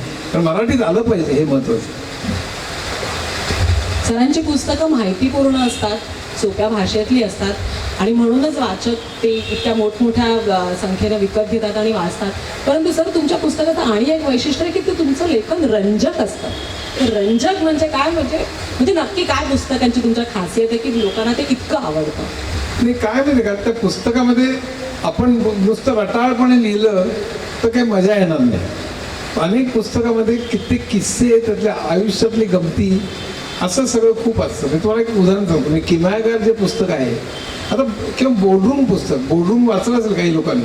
बोर्डरूममध्ये राखेतनं उभारलेले साम्राज्य आहे, म्हणजे संपूर्ण निराश झालेलं असताना, म्हणजे फेडेक्सचं साम्राज्य जे आहे, सगळे पैसे येऊन कंगाल झालेलं मनुष्य शिकागो एअरपोर्टवरती आता काय करणार पण त्याला कळत नाही, म्हणून तो लॉस एंजेलिसला जातो, जुगार खेळतो, थोडेफार पैसे मिळवतो आणि त्याला वाटतं ठीक आहे आता हे पैसे पुन्हा वापरून आपण बिझनेसमध्ये टाकूया, म्हणून तो बिझनेसमध्ये पुन्हा टाकायला लागतो, हळूहळू बिझनेस वाढवतो, आज फेडेक्सचं पूर्ण एम्पायर उभं करतो. अशा तऱ्हेच्या अनेक गोष्टी बोर्डरूममध्ये आहेत. तर त्यामुळे लोकांना ते खूप रंजक वाटतं. किमयागारमध्ये सुद्धा म्हणजे गमती एवढ्या आहेत तुम्हाला सांगतो. म्हणजे आईन्स्टाईन उदाहरणार्थ, तर आईन्स्टाईन आणि चार्ली चॅपलिन ह्याच्या खूप गमतीदार गोष्टी आहेत. म्हणजे चार्ली चॅपलिन मूक सिनेमात काम करायचा आणि आईन्स्टाईनची थिअरी फार कमी लोकांना कळायची, जनरल थिअरी. तर आईन्स्टाईन चार्ली चॅपलिनला म्हणाला की तू सिनेमा काढतोस, मूक सिनेमा काढतोस आणि तरीसुद्धा लोक तुला टाळ्या वाजवतात, तुला डोक्यावर वाजवतात, हे कसं काय? तर चार्ली चॅपलिन आईन्स्टाईनला म्हणणार आहे पण तू पण काहीतरी सायन्स विषयी लिहितोस ते तरी कुठे लोकांना कळतं, तरी लोक तुला डोक्यावर घेत होते. असं तर खूप गमती आहे. आता एक आणखीन एक गंमत म्हणजे आईन्स्टाईन म्हणे एकदा बसमधनं चालला होता, बसमधनं मग तिकीट चेकर आल्यानंतर म्हणला की तिकीट दे मला. तर आईन्स्टाईन तिकीट शोधायला लागला, मला मिळत नाही तिकीट म्हणला. तो म्हणला की आता पुन्हा जाऊन आला आणि पुन्हा विचारलं आता तिकीट मिळालं का? तो म्हणला नाही मला अजून तिकीट मिळालं नाही. पण तिकीट चेकर म्हणलं ठीक आहे तुम्ही आईन्स्टाईन मला माहिती आहे, तुम्ही कशाला काळजी करता? नाही कारण आईन्स्टाईन तरी शोधत होतं तिकीट. तुम्ही शोधता कशाला? तुम्ही आईन्स्टाईन मला माहिती आहे, तुम्ही शोधू नका. नाही पण मला कुठे जायचंय कुठे माहिती आहे म्हणलं. भयंकर विसरळ होता आईन्स्टाईन. तिसरं आईन्स्टाईनची दुसरी बायको होती एल्सा म्हणून, ती खूप छानछोकी होती, ती नर्स होती आणि आईन्स्टाईनची सेवा करता करता प्रेम जमलं, मग त्यांनी लग्न केलं. आणि ती छानछोकी होती. मी तिला फर्निचरच्या दुकानात एकदा गेली असताना हे विकत घे ते विकत घे असं जसं सगळं चाललं होतं. आईन्स्टाईन बाहेर आपला चिरूट फुंकत बसला, पाईप फुंकत बसला होता. तिला वाटतं हा काय बोलत कसं नाही आहे, एरवी कसं नवरे सगळे आहेत, किती खर्च करतेस, एवढं कशाला घेतेस, कोणीतरी म्हणेल ना. हा काही बोलत नाही, नुसतं आपलं, त्याला काही पडलेलं नव्हती. कॉन्फिडन्स कशाला म्हणतात बघा, कॉन्फिडन्स. ते सगळं झाल्यानंतर ते बिल आल्यानंतर तिने चेकमध्ये अमाऊंट भरली आणि आईन्स्टाईनला चेक मध्ये वरती सही करायला त्यांनी आणून दिला. आईन्स्टाईनने काही अमाऊंटकडे न बघता त्याच्यावर सही केली. तर बायको म्हणजे आता करत झालं, तुम्ही कसं काही तुम्हाला किती खर्च करा काय तुम्ही काही बघतच नाही. आईन्स्टाईन म्हणलं आपले पैसे जाणार नाही आहेत म्हणे. काय कॉन्फिडन्स बघा. ज्या चेकवर आईन्स्टाईनची सही आहे तो वटवेल कशाला हो, तो फ्रेम करून लावेल ना घरी. तर त्याला खात्री होती की आपला चेक वटवणं कधी शिकेल. अशा खूप न्यूटनच्या कितीतरी गमती आहेत. म्हणजे अनेक शास्त्रज्ञांच्या इतक्या गमती जमती आहेत त्यांच्या आयुष्यातल्या, तुम्हाला सांगतो मी. वाचता लोक कसे रमून जातात आणि त्यांना विज्ञानाची खूप आवड लागते. इकॉनॉमिक्समध्ये अर्थात तसंच आहे, मनात म्हणजे सायकॉलॉजीमध्ये तसंच आहे. म्हणजे सायकॉलॉजीमध्ये बोलायला लागलं तुम्हाला खूप वेळ बोलावं लागेल, पण एक तुम्हाला सहज सांगतो. म्हणजे 1848 साली व्हर्माउंट नावाच्या ठिकाणी अमेरिकेमध्ये बोगदे खणण्याचं काम चाललेलं होतं. आणि बोगदे खणण्याचं काम चाललेलं असताना तिथे कामगार होते आणि एक फिनियस गेज नावाचा एक त्यांचा सुपरवायझर होता. आणि त्यावेळेला संबंध हे स्फोट घडून ते बोगदा उडवण्याकरता ते करत होते. तो एकदा केला असताना एक लोखंडाचा तुकडा सटकन आला आणि त्या फिनास गेटच्या डोक्यात शिरला आणि त्या डोक्यातनं बाहेर आला आणि असं इथे अडकून बसला. तो वेगळंच खाली कोसळला. तो कोसळल्यानंतर त्याला असं दुसऱ्या गावात नेण्यात आलं आणि तो गावात नेऊन त्याला ते दांडा काढला. तो वॉशिंग्टनमध्ये एका म्युझियममध्ये ठेवला आहे अजून. तो दांडा काढला आणि त्याला जवळच्या कुठेतरी डॉक्टरने काय पाला पाचोळं काय औषधं दिली असतील, पण तो पुढच्या 11 वर्ष जगला. पण त्याचा स्वभाव बदलला. तो एकदम ॲग्रेसिव्ह झाला. त्या स्वभावाचे अनेक कंगोरे बदलले. मग शास्त्रज्ञांच्या डोक्यात आलं की मेंदूतल्या कुठल्या ठिकाणाहून तो दांडा गेला होता, म्हणजे कुठे तो डिस्टर्ब झाला होता, कुठेतरी जखम केली होती आणि त्यामुळे स्वभावातला कुठला भाग बदलला होता. तेव्हापासून न्यूरोसायन्स जे आहे, म्हणजे तसं न्यूरोसायन्सची जी डेव्हलपमेंट खूप पूर्वीपासून आहे. म्हणजे कहाल नावाचा एक मनुष्य होता, कहाल आणि गॉल्गी असे 2 मंडळी होती. तेव्हापासून ही खरं म्हणजे सुरुवात झालेली होती. आणि कहाल आणि गॉल्गी हे दोघांचे मारामाऱ्या झाल्या ॲक्च्युली. म्हणजे न्यूरॉन जो असतो, म्हणजे मेंदूतली सगळ्यात लहान पेशी असते, ती पेशी खरं म्हणजे बघितली होती, पण त्या दोन पेशी एकमेकांशी जोडलेल्या असतात की त्याचा फट असते, याच्यावरनं वाद होते. त्या फटीला सिनॉप्सिस म्हणतात. आज त्याला फट आहे असं लोकांना माहिती आहे, त्याला सिनॉप्सिस असं म्हणतात. पण त्यावेळेला एकाचं म्हणणं होतं की आपले फट आहे आणि दुसऱ्याचं म्हणणं होतं फट नाही.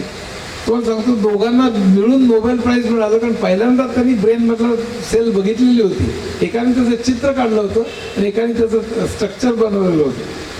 पण त्या दोघांना नोबेल प्राईज जेव्हा मिळालं तेव्हा नोबेलच्या प्राईजच्या स्टेजवरती त्या दोघांनी एकमेकांचे गळे पकडून मारामारी केली की तू बरोबर का मी बरोबर. म्हणजे असे खूप गमतीचे प्रत्येक पुस्तकात आहे. मग तेव्हापासून आणि नंतर मग फिनियस गेट्सचं झालं. न्यूरोसायन्सची डेव्हलपमेंट कशी झाली, प्रत्येक विज्ञानाच्या याच्या डेव्हलपमेंट जी झाली ना ती गंमतशीर तऱ्हेने झालेली आहे. म्हणजे अचानक तऱ्हेने संबंध हा जो सगळा प्रकार आहे तो उलगडणं खूप मजेदार आहे. आणि ते माझ्या प्रत्येक पुस्तकामध्ये म्हणजे संवाद हे जे पुस्तक आहे तर संवाद पुस्तकामध्ये म्हणजे आदिमानवापासून ते फेसबुकपर्यंत माणसांनी कम्युनिकेशन कसं केलं याचा इतिहास आहे. म्हणजे भाषा कशी निघाली, मग लिपी कशी निघाली, मग तो पहिल्यांदा निरोपे असायचे, निरोपे. इनफॅक्ट पहिल्यांदा धूर, आग वगैरे शिवाजी महाराजांनी पण वापरलं होतं ना आगीचं सगळं. महाराजांनी आगीचा वापर केला होता, तुमचं माहीत लक्षात असेल, आपले सैन्याला आदेश देण्याकरता. त्यामुळे म्हणजे महाराजांचं प्रचंड कौशल्य होतं त्या बाबतीत. पण अशा तऱ्हेचे अनेक उपाय पूर्वीपासून वापरले गेलेले होते. मग भाषा कशी निघाली, मग लिपी कशी निघाली, मग छपाई कशी निघाली, मग वर्तमानपत्र कशी निघाली, पुस्तकं कशी निघाली. म्हणजे तुम्हाला सांगतो पहिल्यांदा छपाईच्या अगोदर काय करायचं माहिती आहे का, बायबल जे काढायचं ना बायबल त्याच्या प्रती काढाव्या लागायच्या. त्या प्रती सगळ्या नन्स काढायच्या, चर्चेसमधल्या नन्सचं ते काम असायचं. मग त्या नन्सना रात्री बसून चिकार थापा मारायच्या त्याच्यात. म्हणजे ते सगळं टेक्स्ट असं तर स्वतःच बरंच घुसळून द्यायच्या. किंवा कुठल्याही पुस्तकाची प्रत छपाई नव्हती ना, कुठल्याही पुस्तकाची प्रत छपाईचा शो जेव्हा लागला ते पण मला लक्षात नाही, त्याच्या अगोदर जी पुस्तकं निघाली त्याच्या प्रती कशा काढायच्या, त्या प्रती काढण्याचं काम नन्स वगैरे करत असत. मग त्या नन्स स्वतःच काय घुसळून ते पुस्तक फायनली वेगळंच असायचं. मग त्याची प्रत काढताना आणखीन काय वेगळं असायचं. म्हणजे सगळ्यात शेवटी 10वी एडिशन असायची जी पहिल्यापेक्षा खूपच वेगळी. अशा गमती खूप व्हायच्या. मग गटेनबर्गनी छपाई कशी काढली, तर गटेनबर्गवरती चिक्कार खटले भरले गेले. तो निम्म आयुष्य त्याचं कोर्टातच गेलं. मग छपाई त्याचं माइन्स नावाचं ठिकाण जर्मनीमध्ये, मी अनेकदा गेलोय तिथे. तर ते अशा तऱ्हेचं सगळं गमती खूप आहेत त्याच्यात. पण तुम्हाला सांगतो अमेरिकेत पोनी एक्सप्रेस पण होती. पोनी एक्सप्रेस म्हणजे घोड्यांचं आपलं टेलिफोन एक्सचेंज असतं ना तसं घोड्यांचं एक्सचेंज म्हणा तुम्ही. मला बॉस्टनहून लॉस एंजलिसला काय एखादा मेसेज पाठवायचा असेल तर ते मेसेजेस सगळे घोडे घेऊन जायचे. किंवा एखाद्या माणसाला सुद्धा जायचं असेल तर ते माणसाला घेऊन जायचे, पण मेसेजेस तेवढे घेऊन जायचे तिकडे. आणि त्यावेळेला ते मेसेजेस घेऊन जाताना मग घोडा काही ठराविक अंतर जायचा, मग तो जमायचा किंवा घोडेस्वार जमायचा. मग त्या एक्सचेंजमध्ये तो ठेवायचा, एक रात्र विश्रांती घ्यायची आणि नवीन घोड्यास्वर घेऊन ते पुन्हा पिशवी घेऊन तो पुढे जायचा, मग पुढच्या एक्सचेंज पाहिजे, असं करत करत तो लॉस एंजल्सला जायचं. म्हणजे आपल्या मुंबईहून कुठे काश्मीर असेल तरी सुद्धा असं करत तर अमेरिकेमध्ये असे अनेक शेकडो एक्सचेंजेस होते. पोनी एक्सप्रेस जी कंपनी होती ती त्यांच्या स्टॉक मार्केटमध्ये रिलीज झाली होती, ती गडगंज श्रीमंत झाली होती. आणि ते प्रत्येक मेसेजेस कसे पाठवायचे प्रचंड त्यांची मॅनेजमेंट हे ते फार मजा यायची. टेलिग्राफचा शोध लागला, टेलिग्राफचा अमेरिकेमध्ये मॉर्सने लावला आणि इंग्लंडमध्ये व्हीटस्टोन आणि कुकने लावला.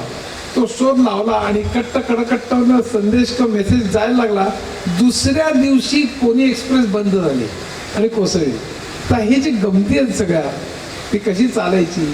मग पोस्ट ऑफिसमधनं त्यात कसे म्हणजे पोस्टमनला नुसती पत्र द्यायची नाही, लहान मुलंच पाठवायचे. माझ्या मुलाला तू तिकडे पोचव म्हणून फोटो आहेत, ते पोस्टमन आपल्या बॅगमध्ये त्या मुलाला घेऊन चाललेलं आहे असे फोटो पण आहेत माझ्या पुस्तकामध्ये. असे गमती जमती. तो त्याला शेवटची गंमत सांगून थांबतो का, हे गमती मी आणखी अर्धा एक तास घालू शकेल. आपला स्टॅम्प आहे ना पोस्टाचा, तो कसा निघाला तुम्हाला सांगतो मी. इंग्लंडमध्ये पहिल्यांदा ज्याला पत्र मिळतं त्याला काहीतरी ऐवज मिळालेला आहे म्हणून त्यांनी पैसे द्यायचे. कारण पोस्टमनने एवढी पायपीट केलेली आहे, तर पोस्टमनने पायपीट करून ते पत्र दिलं की ज्याला मिळालेलं आहे त्यांनी पैसे द्यायचे, कारण त्याला मिळालंय काहीतरी म्हणून पैसे.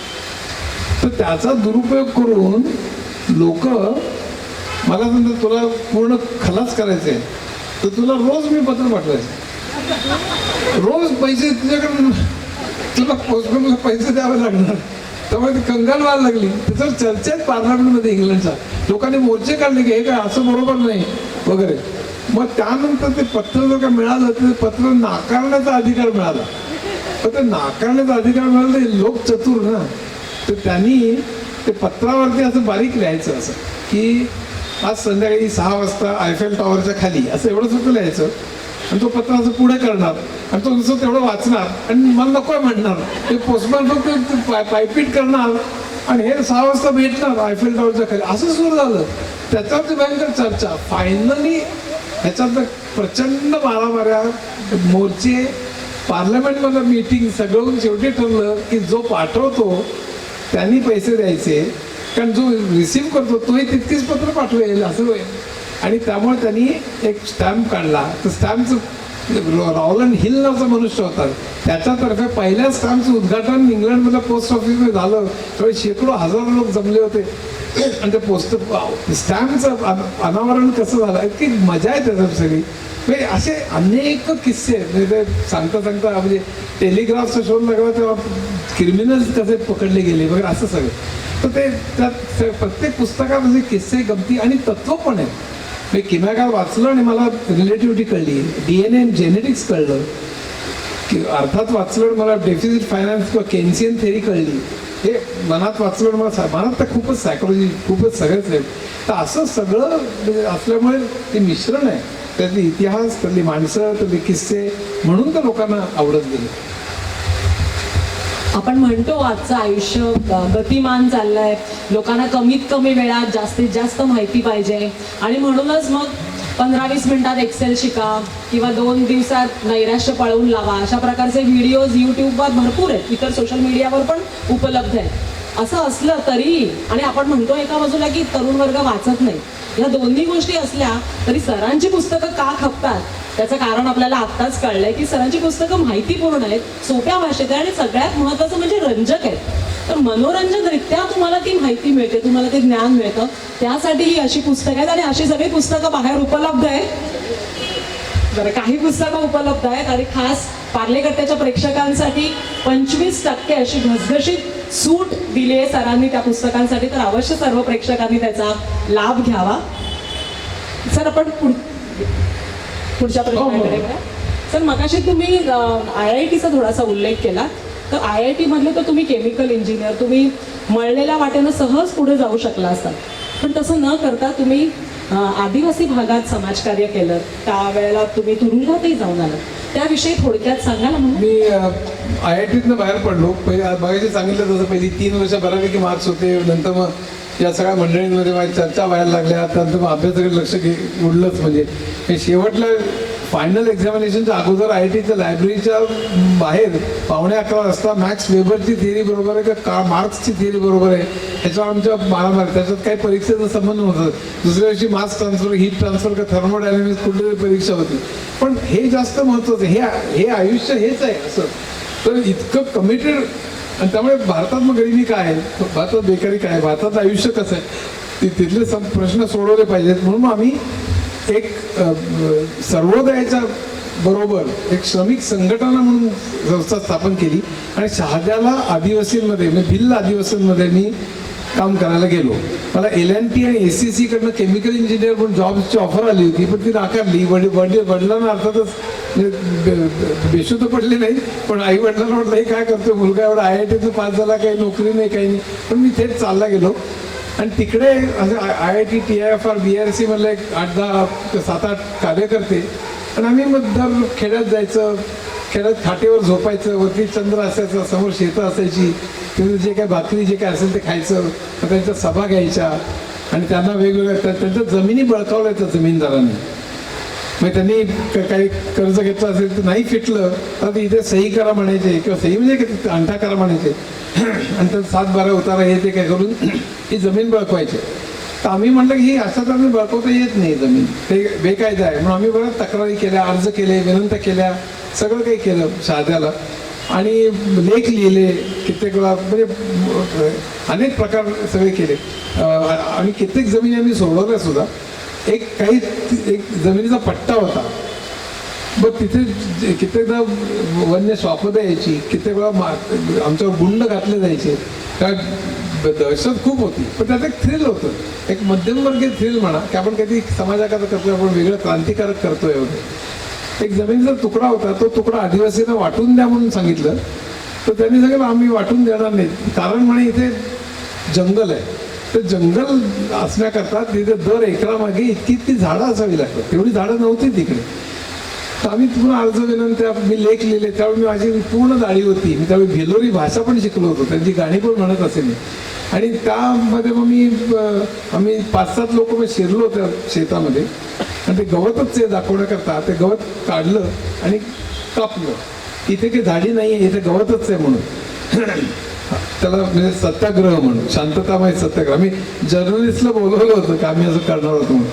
त्यांनी पोलीस तिथे अगोदरच आणून ठेवले होते की ही सगळी पोरं येऊन इथे आदिवासींना बिघडवत आहेत. त्यामुळे त्यांनी आम्हाला इथे तुम्ही अतिक्रमण केलं त्या जागेमध्ये म्हणून पकडलं. 11 वाजेपर्यंत डांबलं. दुसऱ्या दिवशी खटला झाला आणि मग 10 दिवसाची जेल झाली. धुळ्याला सेंट्रल जेलमध्ये होतो मी. डावीकडे 2 खून केलेलं मनुष्य, उजवीकडे 3 खून केलेलं मनुष्य. मी 12 खुन्यांचे इंटरव्ह्यूज घेतले. म्हणजे खुनी का होतात माणसं, आणि त्यात विदारक आयुष्य मला समोर आलं. एका माणसाने त्याच्या मालकाचा खुनाचा आरोप स्वतःवर घेतला होता. कारण त्या मालकाने सांगितलं होतं तुझ्या बायको मुलांना मी खूप पैसे देईन, त्यांच्याकडे बघीन, त्यांचं शिक्षण बघीन वगैरे. आणि नंतर मग त्या बायकोलाच वश करून घेतला आणि ती बायकोच त्याच्याबरोबर राहायला लागली, मग त्याच्या इतर अनेक बायकांबरोबर. आणि असं सगळं, आणि हा तुरुंगात. तर अशा तऱ्हेच्या इतक्या विदारक गोष्टी मला तिथे लक्षात आलं. आयुष्य काय असतं हे मला तिथे पहिल्यांदा कळलं. एका मुलाने तर खिस्सा 5 तऱ्हेने कसा कापता येतो मला दाखवलं. मी त्यात फार लक्ष घातलं नाही, कारण मला त्यात करिअर करायची नव्हती. पण एकंदरीत म्हणजे वेगवेगळ्या तऱ्हेचे अनुभव आले. तिथे 52 पत्ती कशी असते, तिथलं खाणं काय असतं, तिथलं टॉयलेट कसं असतात, तिथलं कपडे धुणं म्हणजे काय, सगळं इतकं प्रचंड भयानक आहे. तुम्ही ते जेलमधले अनुभव वाचले असतील. पण म्हणजे मी आता तुमची बरीच वय झालेली आहे, पण मी प्रत्येकाला सांगतो एकदा तरी कधीतरी जाऊन येतो.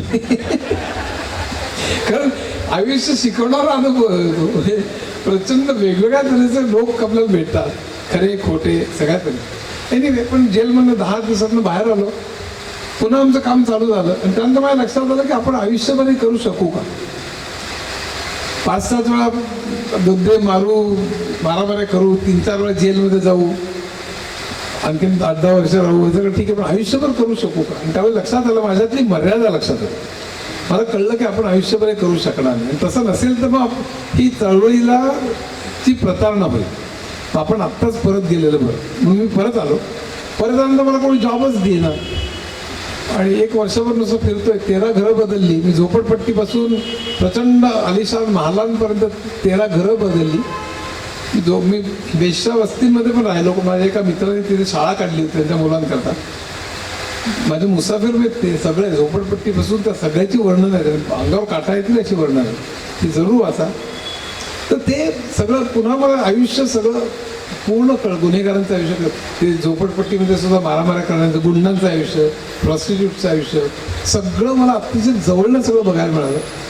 आणि त्यानंतर मला जॉब कोणी देत नव्हतं. कोण मी हातानेच लिहिलेला बायोडेटा होता. त्याकडे असे कम्प्युटर वर्ड प्रोसेसर वगैरे नव्हता. आणि मी कुठेतरी केमिकल इंजिनिअरिंगचं कधी दिसली एखादी कंपनी की केमिकल्स लिमिटेड वगैरे तिथे जाऊन द्यायचो. मग तो विचारायचा तुम्ही एक वर्षभर काय करत होता. मी आदिवासींमध्ये चळवळ करत होतो. त्याने आणखीन खोलवर विचारलं तर सांगायचो की मी तुरुंगात पण गेलो होतो. मग थँक्यू व्हेरी मच म्हणायचे, मी आमच्याकडे हेच धंदे करणार. त्यामुळे मग मला जॉब काही मिळेना. शेवटी एकाला दया आली आणि एकाने मला रेलरोडच्या समोर एक वर्कशॉप आहे, मेकॅनिकल वर्कशॉप आहे, तिथे रात्रपाळीच्या कामगारांवर देखरेख ठेवायचा तुला जॉब देऊ का असं विचारलं. मी म्हटलं तो घेऊन बघू. म्हणून महिन्याला 125 रुपयावर मी जॉब चालू केला. तिथे 4 महिने मी जॉब केला. पण ते रात्री सगळे कमी सुद्धा आणि कामगार सुद्धा ते धूळ असलेले सगळे यायचं जायचं प्रवास, कुठे विरार इकडून तिकडे यायचे. आणि मी त्यांना सवलती द्यायचो.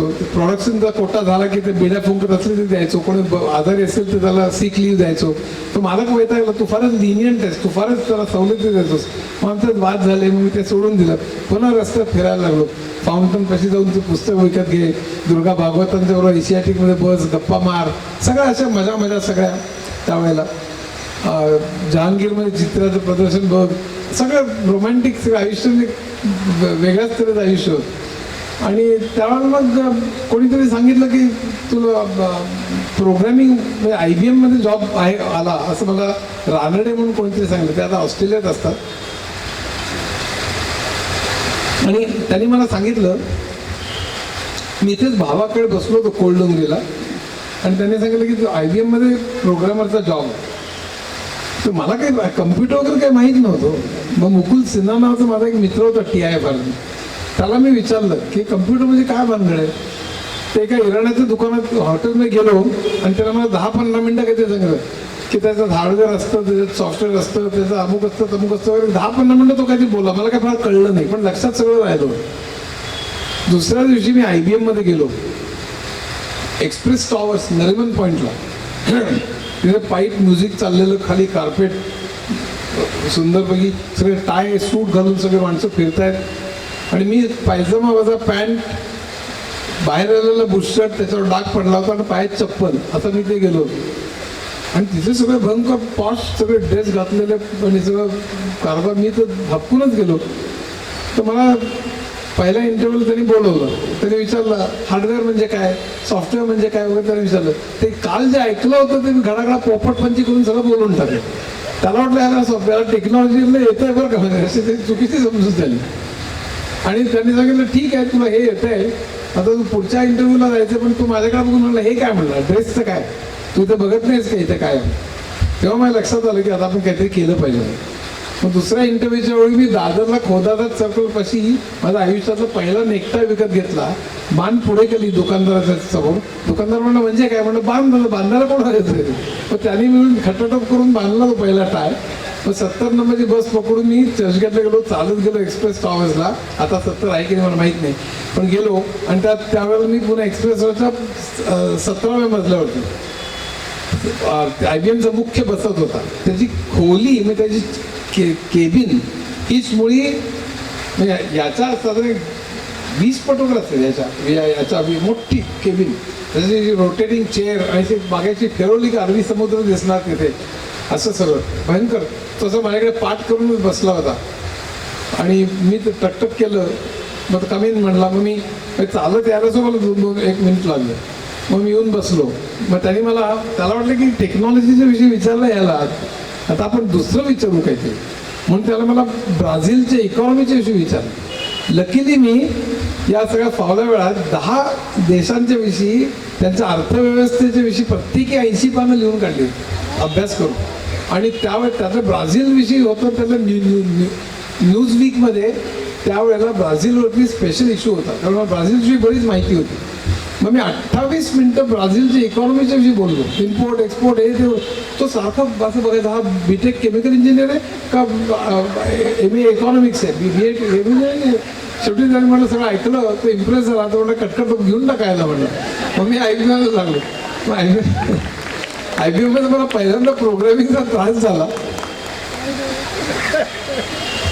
पण प्रोग्रामिंगचा त्रास झाला त्यावेळेला कोणाला एक सांगायचं राहिलं की IIT मध्ये असताना पहिल्या वर्षी माझा मेसमध्ये इंग्लिशवरनं माझा अपमान केला होता कोणतरी. माझं सगळं शिक्षण मराठी मीडियममधून झालं. पण मला अपमान असा चालत नाही, इंटेलेक्च्युअल अपमान चालत नाही. मी बोर्डात 16 युनिव्हर्सिटीत पहिला, गणितात 1 मार्क नाही वगैरे, रँक होल्डर हे ते करत मला गर्व नव्हता. पण आपल्याला येत नाही हे, तुझ्याकडे पैसा नाही, दुसऱ्याला चांगलं नाही असं कोणी म्हणलं तर मला फार वाटत नाही वाईट. खरं कोणी बोललं तर वाईट कशाला वाटा, पण मुख्य म्हणजे मला येत नाही म्हटलं की मला भयंकर. तर मी इंग्लिश आपल्याला आलं पाहिजे. पुढचे 10 महिने फक्त इंग्रजी केलं. त्यातली इटिमॉलॉजी, त्यातले फोनेटिक्स, त्यातला इंग्लिशचा इतिहास, कादंबऱ्या. त्यावेळी TV नव्हता, पण वर्तमानपत्र वाचा प्रचंड. आणि आपण काय करतो की मराठीत विचार करतो, इंग्लिशमध्ये ट्रान्सलेट करतो आणि बोलतो. तसं करायचं नाही. आपल्या इंग्लिशमध्येच विचार करता आला पाहिजे. इतकं अस्खलित आणि एलिगंट झालं म्हणतात, नुसतं अस्खलित नव्हे, व्याकरणदृष्ट्या करेक्ट नव्हे, एलिगंट तुम्हाला बोलता आलं पाहिजे. तर ते मला जमायला पाहिजे. त्याचा मला फायदा पुढे न्यूयॉर्क, लंडन, टोकियो, सिडनी, जिथे मी अनेक प्रेझेंटेशन दिली. वर्ल्ड ट्रेड सेंटर जे पडलं त्याच्या 80व्या मजल्यावर मी अनेक $multi-million कॉन्ट्रॅक्ट साईन केली. ती त्यावेळी मला फायदा झाला, जी मी नंतर पण ते केलेलं होतं. आता IBMमध्ये आलो त्यावेळेला मला 2 अवॉर्ड्स वगैरे मिळाली प्रोग्रामिंगची. पण मी जेव्हा स्पेसिफिकेशन लिहायला लागलो तेव्हा एका स्पेसिफिकेशनमध्ये माझी अकाउंटिंगच्या बाबतीत चूक होती. तर तो म्हणला, मार्केटिंग म्हणलं तुला एवढं पण अकाउंटिंग येत नाही का? मग झालं, पुन्हा पूर्ण अकाउंटिंग आणि कॉस्टिंग BCom पर्यंत वाचून काढलं. आता माझं इतक्या वर्षांनी माझं अकाउंटिंगवरचं पहिलं पुस्तक आलेलं आहे. आता मी कॉस्टिंगवरचं माझं पुस्तक काढतो, कॉस्टिंग आणि मॅनेजमेंट अकाउंटिंग म्हणून. तिसरं माझं फायनान्सवरती येते आणि चौथं मार्केट्सवरती. अशी 4 पुस्तकं ओळीने येत आहेत पुढच्या 4-5 महिन्यात. त्यामुळे सगळे अकाउंटिंग आणि फायनान्सची मंडळी मला मारायला उठलेले आहेत की आता कुठले विषय सोडतोय बघूया वगैरे. पण असं आपल्याला आलं नाही की कोणी डिवचलं की मी त्यातनं. मग IBMमध्ये नंतर मग मला अवॉर्ड्स वगैरे मिळाली. मग पुढे मी 10 वर्ष ॲप्लिकेशन सॉफ्टवेअरमध्ये काम केलं. इंग्लंडमध्ये गेलो, तिथे मी ERP डिझाईन केली. ERP आता SAP, ओरॅकल जसं म्हणतो आपण, ती मी डिझाईन केली. मी नायजेल आणि हॅरिस 2 ब्रिटिशर होते, तिघांनी म्हणून डिझाईन केली वॅक्स नावाच्या कम्प्युटरसाठी. आता तिथे काय झालं, तिथे सुद्धा MRP नावाचा एक भाग असतो, मटेरियल रिक्वायरमेंट प्लॅनिंग. तो खूप कॉम्प्लिकेटेड असतो. तो मला पूर्ण माहीत नव्हता. तो पण अकाउंटिंग, कॉस्टिंग, प्रोडक्शन हे ते केलं, शेअर अकाउंटिंग हे सगळं केलं होतं मी, पण MRP केलेलं नव्हतं. मग त्यांनी सांगितलं तर MRP करताना माझी तिथे थोडी चूक झाली. पुन्हा मी MRP, माझा अपमान झाला की लगेच पुन्हा त्याचं 6 पुस्तकं वाचली. वोलमन नावाचं माणूस आहे, त्याचं 700 पानी पुस्तक आहे. गन नावाच्या माणसाचं पुस्तक आहे. जोसेफ ऑर्लिकीनी खरं MRP काढला पाहिजे 1972 साली IBMमध्ये. तर त्याचं पुस्तक वाचलं. मग MRP म्हणलं मी एक्सपर्ट, मी भारतभर मी त्याच्यावरती भाषणं द्यायचो खरं म्हणजे, त्यातलं मी एक्सपर्ट समजलं जायचो नंतर. पण असं सगळं प्रत्येक वेळा अपमान होऊन कधी येणार. तर 10 वर्ष मी ॲप्लिकेशन सॉफ्टवेअरमध्ये मी काम केलं. इंग्लंडहून परत आलो. नंतर मी पटनी जॉईन केली. तिथे माझा सरांचा हा कॉर्पोरेट क्षेत्रातला जो चढता आलेख आहे तो कुणाच्या लक्षात आला नसेल, त्याची कोणी दखल घेतली नसेल असं होणं शक्यच नाही. त्यामुळे त्यावेळेला त्यांना उद्योगरत्न हा पुरस्कार देऊन सन्मानित करण्यात आलं होतं. तसंच IBM तर्फे 2 वेळा पुरस्कार देऊन त्यांना सन्मानित करण्यात आलं. ही खूप विशेष मोठी महत्त्वाची गोष्ट आहे. आणि फक्त कॉर्पोरेट क्षेत्रातच नाही तर इतर वेगवेगळ्या क्षेत्रांमध्येही त्यांनी जी भरीव कामगिरी केली आहे त्याचीही दखल घेतली गेली. पंतप्रधानांच्या हस्ते 2 वेळा सरांना पुरस्कार मिळालेला आहे. इतर मान्यवर संस्थांतर्फे 5 वेळा जीवन गौरव पुरस्कार, 5 वेळा. IITचा एक अत्यंत मानाचा समजला जाणारा पुरस्कार आहे डिस्टिंग्विश्ड ॲल्युमिनस. त्याचेही सर मानकरी ठरलेले आहेत. इतकी वेगळी अजूनही कितीतरी त्यांची पारितोषिक आहेत, पण ती सगळी सांगण्यापेक्षा तिथं बसलं तरी तिथेच कार्यक्रम संपेल असं मला वाटतं. खूप मानाचे पुरस्कार सरांना मिळाले. पण यापेक्षा सगळ्यात जास्त चांगला मला आनंद झाला की पंडित भीमसेन जोशींच्या हस्ते मला कुमार गंधर्व पुरस्कार मिळाला. तर ते मला खूप महत्त्वाचं वाटतं. आपल्याला कळलेलं आहे सर गाणार आहेत आज. नाही मला माहीत नाही कसा नंतर आपण त्या मुद्द्याकडे नंतर येणारच आहोत संगीतावर. तत्पूर्वी सर तुम्ही पत्नीचा आत्ता उल्लेख केलात, तर पत्नीमध्ये असताना एक खूप मोठा टर्निंग पॉईंट आला तुमच्या आयुष्यात, त्याविषयी सांगा. पटणीमध्ये असताना माझ्या नारायण मूर्तींच्याच खुर्चीवर मी बसलो. पुढच्या 11 वर्ष पटणी चालवली. आणि पटणीमध्ये नारायण मूर्तींनी अतिशय हुशार मुलं निवडलेली होती, अतिशय ब्रिलियंट. IITची BTech MTech कम्प्युटर सायन्स झाली. आमच्याकडे कम्प्युटर सायन्स नव्हतं म्हणून मी केमिकल घेतलं खरं. पण कम्प्युटर सायन्समध्ये अनेक विषय ते शिकवतात एकमेकात गुंतलेले. मग डिजिटल इलेक्ट्रॉनिक्स आणि कम्प्युटर आर्किटेक्चर. म्हणजे इलेक्ट्रॉनिक्स आलं नाही तर कम्प्युटर आर्किटेक्चर येत नाही, कम्प्युटर आर्किटेक्चर आलं नाही तर ऑपरेटिंग सिस्टम्स येत नाही, ऑपरेटिंग सिस्टम आलं नाही तर कंपायलर येत नाही, कंपायलर आलं नाही तर डेटाबेसेस येत नाही. म्हणजे बरोबरचं कळू शकतं, पण खूप आतनं कळायचं झालं. म्हणजे इंटरप्ट सिस्टम कॉल्स आणि हे ते सगळं ते कसे चालतात हे सखोल कळायचं असेल तर तुम्हाला ते नीट कळलं पाहिजे. हे सगळे विषय प्रत्येकावर 500-700 पानी 3-3 ऑथर्सची पुस्तकं, म्हणजे स्टॉलिंग, स्टॅनबॉम, मॅनो आणि अशी सगळी पुस्तकं वाचलेले, 4 आणि 6 वर्ष फुल टाईम काम केलेले IIT सारखे हुशार मुलं, 5 आणि 7 वर्ष अनुभव असलेले, 4-5 वेळा अमेरिका युरोपला गेलेली अशी उच्चंत मुलं माझ्या हाताखाली देण्यात आली. 40-50च मुलं होती आणि मला फक्त ॲप्लिकेशन सॉफ्टवेअर येत होतं त्यावेळेला. तर मी गडबडलोच, का त्यावेळेला 80% बिझनेस सिस्टम सॉफ्टवेअर होता. आणि सिस्टम सॉफ्टवेअरसाठी compiler, operating system, communication software या सगळं यावं लागतं. ते मला काही माहीत नव्हतं, तर मी कम्प्युटर सायन्स केलेलं नव्हतं. मला accounting, costing, production planning, MRP वगैरे हे माहीत होतं, पण हे माहीतच नव्हतं मला. तर त्यांच्या प्रोजेक्टची डिस्कशन व्हायची, त्यात मी भागच घेऊ शकायचो नाही. आणि मला ते वाटत आता जॉब सोडावं लागतं की काय. आणि आम्ही इंटरव्ह्यू घ्यायला जायचो त्यावेळेला एक मुलगा होता, तो ते इंटरव्ह्यू ज्याला घ्यायचं त्याला विचारते व्हेक्टर इंटरप्ट म्हणजे काय. तर मुलाला काय माहीत नसतं, तो मला वरती बघायचा. तर तो मुलगा माझ्याकडे बघायचा, आपल्या बॉसला तरी येतंय का म्हणून. मला तो येत नसतं, मी पण स्वतःकडेच बघत नसे. पण मला कॉन्फिडन्स जात चालला, आपण आता इथे काही टिकू शकणार नाही हे मला लक्षात आलं. आणि त्यानंतर म्हणजे त्याच वेळेला आपला जॉब जातोय की काय. आणि मला जॉब सोडायला मला काही नव्हतं, पण आपल्याला येत नाही म्हणून सोडणं हे मला नामुष्कीचं होतं. आणि त्यानंतर त्याच वेळेला मला सगळी व्यसनं होती. म्हणजे मी 40 सिगरेटी फुंकत असे. इथे जी काही मुलं बसले ते लक्षात घ्या, हे मुळीच करू नका, मी आपलं सहज सांगतोय मुद्दाहून. पण मी बिडी ते क्युबन सिगार मला काहीही चालायचं. मी अर्धी बाटली ड्रिंक घ्यायचो आणि देशी दारूपासून शॅम्पेनपर्यंत मला काहीही चालायचं. आणि मग तंबाखू, पानपराग, सगळे गुटखे, पानातला तर मी PhD होतो. म्हणजे बनारसी, कलकत्ता, देसी हे सगळ्यांना माहीत असतात, मगही पण माहीत असतं. पण महोबा नावाचं पान हे खूप कमी लोकांना माहिती आहे. ते मुंबईला 3च ठिकाणी मिळतं. म्हणजे आता मिळत असे, म्हणजे प्रभादेवी, फाउंटन आणि गिरगाव. तर असं म्हणजे महोबा UP मधलं एक ठिकाण आहे, त्याच्यावर नाव आहे. तर अशा तऱ्हेचं सगळं म्हणजे पानसो 10-12, कलकत्ता 120, 300 वगैरे सगळे तंबाखू असं सगळी व्यसनं होती. एका कंपनीत काम करत असताना तर मग मी पटणीच्या अगोदर तर मी 2 लंच टाईममध्ये 2 ब्रेक्स घेऊन येत असे. मी रस्त्यात पडून मेलोच असतो खरं. ठीक आहे, प्रचंड नैराश्यावर येत नाही आलं नव्हतं, म्हणजे गंमत म्हणून सुरू केलं, ते वाढत गेलं, असं सगळं झालं. आणि पण त्याच वेळेला आपला जॉब जातो की का, 400-600 पानी प्रत्येक विषयाला 3-3 पुस्तकं, 4-4, 6-6 वर्ष शिकलेले, 5-5 वर्ष अनुभव असलेले, 3-3 वेळा अमेरिकेत जाऊन आलेले अशा मुलांना ते कसं काय तुम्ही हे करणार आणि तुम्ही कसं शिकणार हे. म्हणजे जॉब करत असताना त्याचा मला भयंकर कॉम्प्लेक्स आला की आता आपण संपलो इथे म्हणून.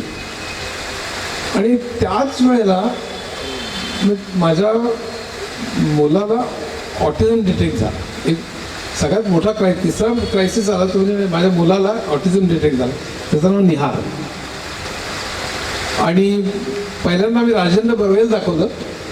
दादरला त्याची कन्सल्टिंग रूम होती, तिथे त्यांनी बघितलं तो त्याचा हालचाल करत असताना तो म्हणला बहुधा ऑटिझम वाटतोय, पण आपण आणखीन एकदा बघूया आणि मग आपण ठरवूया काय करायचं. मला वाटलं ऑटिझमच्या काही सर्दी खोकल्यासारखं असेल, 2-4 गोळे देऊन बरं होईल वगैरे असं. त्याच्या शेजारीच दादरला त्यावेळी आनंद नाडकर्णीची कन्सल्टिंग रूम होती. तर आनंद माझा 40 वर्षापासूनचा मित्र. मग मी बर्वेकडनं आनंदकडे गेलो ना, आनंदला सांगितलं की अरे ऑटिझम म्हणजे काय असतं. त्याला माझ्या मुलाविषयी विचारलं तर सांगितलं नाही. ऑटिझम म्हणजे काय असतं रे. तर ऑटिझम म्हणजे भयंकर असतं. ती मुलं सोशिएबल नसतात, ती एज्युकेबल नसतात, त्यांना कायम लक्ष द्यावं लागतं. त्यांच्याकडे आता शाळा पण नाही आहेत, रेसिडेन्शियल संस्था तर नाहीच नाही, लोकांना अजून माहीत सुद्धा नाही त्याच्याविषयी वगैरे असं सगळं. म्हणजे खरंच होतं, लोकांना ऑटिझमच्या विषयी माहीतच नव्हतं. अमेरिकेत सुद्धा रेन मॅन पिक्चर आला तेव्हापासून जास्त माहीत व्हायला लागली. तर असं सगळं झालं तर मी खचलोच. आम्ही दोघेही रडतच आलो, मी आणि शोभा दोघे रडतच आलो. घरी आलो. पुढचे 2 आठवडे ब्रिटिश काउन्सिलमध्ये पटणीचं ऑफिस रेहेजा चेंबर्समध्ये होतं नरिमन पॉईंटला. ब्रिटिश काउन्सिलमधली ऑटिझमची सगळी पुस्तकं किंवा त्यातले चॅप्टर्स वाचण्यात गेला. त्याच्यावर उपाय नाही हे कळलं.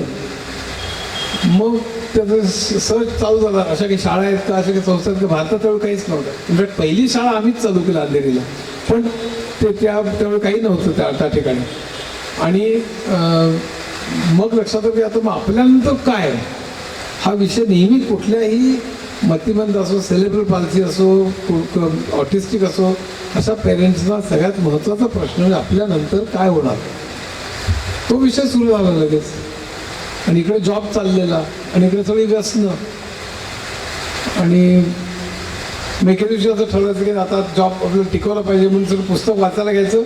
काही कळायचंच नाही, कारण ऑपरेटिंग सिस्टम कळायचं नाही, कारण आर्किटेक्चर कळत नाही, आर्किटेक्चर कळायचं नाही, डिजिटल मला कळलं म्हणजे मुळापासून कळावं लागतं. असं नुसतं बरोबरचं शब्द फेकायचं मला जमत नाही, त्याच्यामुळे मला त्रास होतो त्याचा. त्यामुळे मग ते कळायचं नाही. मग पुन्हा 12कडे पावलं वळायची, पुन्हा उद्याचं उद्या बघू असं सगळं. तर हे सगळं चाललं 15 दिवस, एक महिनाभर चाललं. ड्रिंक्स वाढली, पुन्हा काही वाचलं, काय करावं की कळलं नाही. रात्री जुहूला मी रात्री 12 वाजता एल्जारा घातलेल्या आहेत एकट्याने, की काय आयुष्यात करायचं. अनेकदा आत्महत्येचे विचार आले. आणि शेवटी मग आम्ही दोघांनी मिळून एका दिवशी रात्री बँक बॅलन्स बघितला आणि मग असं ठरवलं की आपल्याला किती जमा करायला पाहिजे. त्यावेळेला बँकेचं इंटरेस्ट रेट 12% होता. त्यावेळेला असं ठरवलं की आपल्याला 3 कोटी रुपये जमा केले पाहिजे. तर 3 कोटी रुपये जमा केले तर त्याच्या व्याजातनं त्यावेळी 12%नी म्हणजे 36 लाख, म्हणजे 3 लाख रुपये दर महिन्याला येतील. आणि श्रीमंत कुठल्या तरी माणसाला 3 लाख दिले तर हुडूच, त्याला काय, पण 40तल्या कुठल्या तरी माणसाला दिले दर महिन्याला तर तो स्वतः गाडी घेऊ शकेल, स्वतः कोणाला तरी लक्ष द्यायला ठेवू शकेल, त्याला नोकरी करायची गरज राहणार नाही. तो मुळात प्रेमळ जर का असेल आणि त्याला असा कोणतरी आपण गाठला तर त्याचं आयुष्य सुखकर होईल आणि तो त्याच्याकडे लक्ष देईल. त्यामुळे आपण एवढे पैसे जमवले पाहिजे असं वाटलं. आणि त्यावेळी बँक बॅलन्स बघितलं, तर बँक बॅलन्स 200 रुपये होता. 10 वर्ष काम करू, कारण कुठल्या तरी चळवळीतल्या माणसाला देऊन टाक, उद्याचं उद्या बघू. म्युझिकचे कॅसेट्स किंवा LPs, त्यावेळी LPs असायचे, त्या LPsमध्ये पैसे खर्च कर, पुस्तकात पैसे खर्च कर किंवा व्यसनांमध्ये, तर सगळे पैसे उद्याचं उद्या बघू म्हणून उडवलेले. मग करायचं काय आता, पैसे जमा तर केले पाहिजे. आणि ते जॉब तर चाललेलं मला म्हणजे कसा टिकवायचं माहीत नाही. मग मात्र मी एके दिवशी रात्रभर विचार केला की आपली काय म्हणून ओळख राहणार आहे, की आपली ओळख म्हणजे अरे बिचाऱ्या निहारचे वडील असे कीव केलेली ओळख राहणार आहे का. तर मला अशी कोणी कीव केलेली भयंकर आवडत नाही. तर यांनी एवढ्या कंपन्या चालवल्या, एवढ्या संस्थांना मदत केली, एवढी पुस्तकं लिहिली आणि एवढं घरी प्रॉब्लेम असून सुद्धा केलं, अशी ओळख पाहिजे तर बिचाऱ्याने याचे वडील म्हणून पाहिजे. मी रात्रभर ते कीव केलेली ओळख मला भयंकर त्रास झाला. पण हे नको, काही केलं तरी हे नको. आणि शेवटी मी भयंकर प्रचंड निश्चय करून दुसऱ्या दिवशी उठलो, 8 वाजता उठलो आणि 8 वाजून 10 मिनिटापर्यंत तगमग झाली. पण त्या 10 मिनिटानंतर मी सगळी व्यसनं 10 मिनिटात सोडली. म्हणजे मला लोक अक्षरशः पाया पडतात की तुम्ही कंपन्या घडवल्या, पुस्तकं लिहिली, अमुक सगळं ठीक आहे म्हणतात, पण व्यसन कशी सोडली सांगा म्हणून माझे लोक पाया पडतात. कारण त्याच्या कुठलेही एक व्यसन सोडून दाखवा. तंबाखू, गुटखा, पान, दारू, सिगरेट, अशक्य कोटीतली गोष्टी जवळपास. तर ते सगळे एका कधी मला इतकं हे झालं की आपण नाही जर केलं तर आपलं सगळी फॅमिली, सगळं कुटुंब उद्ध्वस्त होणार. आणि त्यानंतर मी या सगळ्या अभ्यासाला लागलो. त्या अभ्यासात मला पत्नीच्या मुलांनीच खूप मदत केली. म्हणजे विजय खरे, सतीश जोशी, अतिशय हुशार ब्रिलियंट मुलं होती, अतिशय वागायला चांगली, सगळी उत्कृष्ट मुलं होती. कित्येक मुलांनी मला खूप मदत केली. पण मला एकलव्यासारखं झगडावं लागत होतं. दरवेळी ते काही शिकवणार नव्हते. तर त्यावेळेला मी आमचं ऑफिस जवळ होतं, सीप्सचं ऑफिस, आणि मी अंधेरीला इथेच राहतो, त्यामुळे 15-20 मिनटात जा. तर मी 5 वाजता ऑफिस सुटलं की घरी यायचो. 5 ते 9 मी वाचायचो. पण 45 मिनटं 1 तास प्रवासात किंवा टॉयलेटला किंवा खायला वगैरे. आणि 9ला झोपायचो, पहाटे 2ला उठायचो. पहाटे 2ला उठायचं तर सकाळी 9 पर्यंत वाचायचो. पुन्हा 1 तासभर इतर गोष्टी मिळतात. आणि विकेंडला 18 तास, 18 आवर्स. कारण समोर निहार दिसत होता की आपण आता थकलो ना, आपण हरलो की सगळं कोलाप्स होणार. आणि शेवटी मला हळूहळू काही आठवडे गेले, काही महिने गेले, कारण इतके एकमेकांत गुंतलेले विषय आहे की ते मला कळेना. टॅनेनबॉम नावाच्या एका पुस्तकाने मला खूप धीर दिला. म्हणजे पटणीमध्ये राजेंद्रन नावाचा मुलगा होता, तो एके दिवशी टॅनेनबॉमचं पुस्तक घेऊन चालला होता. त्याला कुठलं पुस्तक आहे? त्याने ते स्ट्रक्चर्ड कम्प्युटर ऑर्गनायझेशन नावाचं पुस्तक आहे. ते खरोखर अफलातून पुस्तक आहे. ते पुस्तक मी वाचलं, मला पहिल्यांदा कम्प्युटर म्हणजे कसा चालतो हे कळलं. ज्या दिवशी मला कम्प्युटरची इन्स्ट्रक्शन कशी चालते हे कळलं, अगदी मायक्रो प्रोग्रामपर्यंत, फक्त मशीन लँग्वेज नाही, मायक्रो प्रोग्रामपर्यंत, इलेक्ट्रॉनिक्सपर्यंत, त्या दिवशी घरी मी एकटा नाचलो. जसं मी गणितचे वडिलांबरोबर रेस जिंकल्यानंतर मला आनंद व्हायचा, तसंच की आपल्याला कळलं हा जो प्रकार आहे.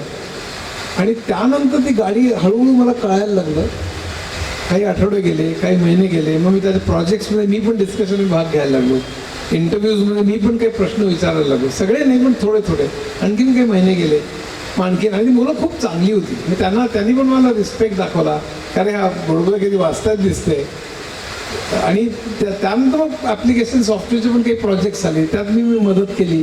मग ते कॉन्फिडन्स, त्यांचा माझ्यावरचा कॉन्फिडन्स, माझ्यातला कॉन्फिडन्स सगळं चक्र उलटं होत गेलं. आणि मग ते बऱ्यापैकी स्थिरच चालू झालं. फायनली मग पत्नी म्हणाले, इनफॅक्ट मला तो कॉन्फिडन्स जेव्हा आला तेव्हा म्हटलं आपण ह्याचं पुस्तक लिहावं. म्हणून माझं पहिलं पुस्तक ऑपरेटिंग सिस्टम, जो सिस्टम सॉफ्टवेअर मधला सगळ्यात अवघड विषय आहे, त्याच्यावर मी 700 पानी पुस्तक लिहिलं. आणि ते पुस्तक त्याचं 1,00,000-2 लाख कॉपीज गेल्या. आता ते टाटा मॅग्रोवेलनी छापलं. ते मॅग्रोवेलनी ट्रान्सलेट करून घेतलं चायनीजमध्ये. आज चीन, जपान, कोरिया, तैवान सगळीकडे मिळतं. मी एकदा टोकियोमध्ये मी उभा होतो, समोर माझं पुस्तक घेत होता. म्हणून मी सही करू का, पण आता ते जपानी भाषा येत होती मला, त्यामुळे अशा गमती खूप झाल्या. पण त्यानंतर मग मी डेटा कम्युनिकेशन नेटवर्क्स लिहिलं, मग वेब टेक्नॉलॉजीज लिहिलं, आणि डिमिस्टिफाईंग कम्प्युटर्स लिहिलं. मग पत्नी म्हणाले, तुला IIT, IBM, इंग्लिश चांगलं बोलतो, प्रेझेंटेशन देतो, तुला टेक्नॉलॉजी पण कळते, तुला मार्केटिंगमध्ये मदत कर. मग दर आठवड्या आमचं बॉस्टनला ऑफिस होतं, केम्ब्रिजमध्ये, म्हणजे बॉस्टनच्या जवळ. मग दर आठवड्याला जायचं. आणि आज बॉस्टनमध्ये, सॅन फ्रान्सिस्को, परत लॉस एंजलिस, परत डिट्रॉइट, असं करत पहिल्या 1-2 वर्ष मी बरंच मदत केली. भयंकर यशस्वी झालो नाही, पण शिकलो बरंच. कशा तऱ्हेने मार्केटिंग करायचं, कशा तऱ्हेने टेक्नॉलॉजी आपल्याला येत असली, कशा तऱ्हेने हे त्याला म्हणजे बिझनेसचं प्रपोजल द्यायचं वगैरे सगळं मला कळायला लागलं. आणि त्यानंतर मग मी आता युरोप, जपान आणि ऑस्ट्रेलिया इथले बिझनेसेस वाढवले. मग 11 वर्ष पटणीमध्ये, 4 वर्ष सिंटेलमध्ये मॅनेजिंग डिरेक्टर म्हणून, 4 वर्ष L&T मध्ये CEO म्हणून, IT डिव्हिजनचा. आज L&T इन्फोटेक वगैरे जसं मीच चालू केलं. म्हणजे L&T इन्फोटेक आणि L&T काय त्याचं नाव आता बदललं आहे वाटतं, पण ते सगळं सुरुवात मीच केली. त्यानंतर मग अशी 32 वर्षापैकी 23 वर्ष मी CEO, मॅनेजिंग डिरेक्टर म्हणून काम केलं. तोपर्यंत पगार बरेच वाढलेले होते. आणि शेवटी मग 3 ते 4 कोटी दर वर्षाला अशा ऑफर्स मी नाकारल्या. कारण तोपर्यंत निहारला जेवढे पाहिजे होते त्यापेक्षा बरेच जास्त जमलेले होते. आणि मला पैसे, घर, गाड्या, अमेरिका याचे काही फार नाद नाही आहे. मला वाचन, ज्ञान ह्याचं नाव घेऊन ती एवढी पुस्तकं जमलेली होती. म्हणलं आता हे मराठीत आपण आणलं पाहिजे. आणि एवढ्या सगळ्या कॉर्पोरेट ह्याच्यात सुद्धा प्रचंड झंझावाती आयुष्य होतं. सकाळी सिंगापूर, संध्याकाळी सॅन फ्रान्सिस्को असं सगळं चालायचं. पण त्यावेळेचं वाचन चालू असायचं, सातत्याने पुस्तकाच्या दुकानात जायचं, बार्न्स अँड नोबल्स तिकडे किंवा अशी सगळी. तर ती पुस्तकं जमा केलेली होती अनेक विषयांवरची, पण त्याची गोडी होती मला. त्याचं ते मला सगळ्यात जास्त वाटत होतं आयुष्यामध्ये. आणि त्यामुळे म्हटलं आता हे पुरे झालं. आणि मग मी परत आलो आणि मग आता लिहायला लागलो.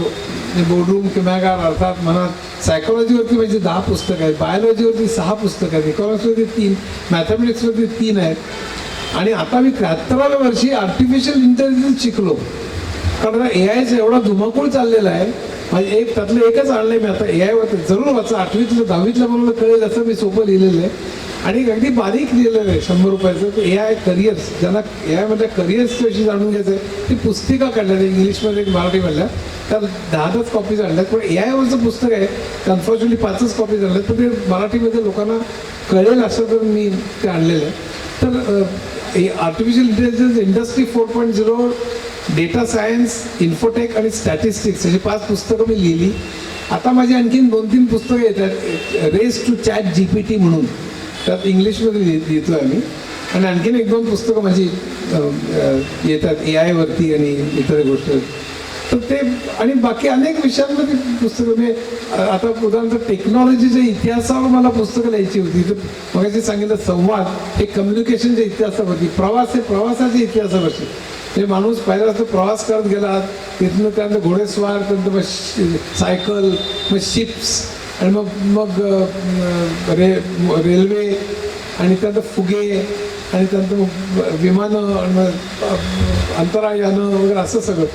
तर ही जी सगळी हा प्रवास 500-600 पानी पुस्तक आहेत. पण लोक वेडे होतं ते वाचून. 3रं पुस्तक आहे ते म्हणजे संवाद, प्रवास, प्रकाश तंत्र म्हणून. दिव्यापासून सुरुवात करून म्हणजे मायक्रोस्कोप, टेलिस्कोप, दिवा, कॅमेरा, टेलिव्हिजन, फिल्म्स, आणि मग लेझर आणि फायबर ऑप्टिक्स असा सगळा प्रवास आहे.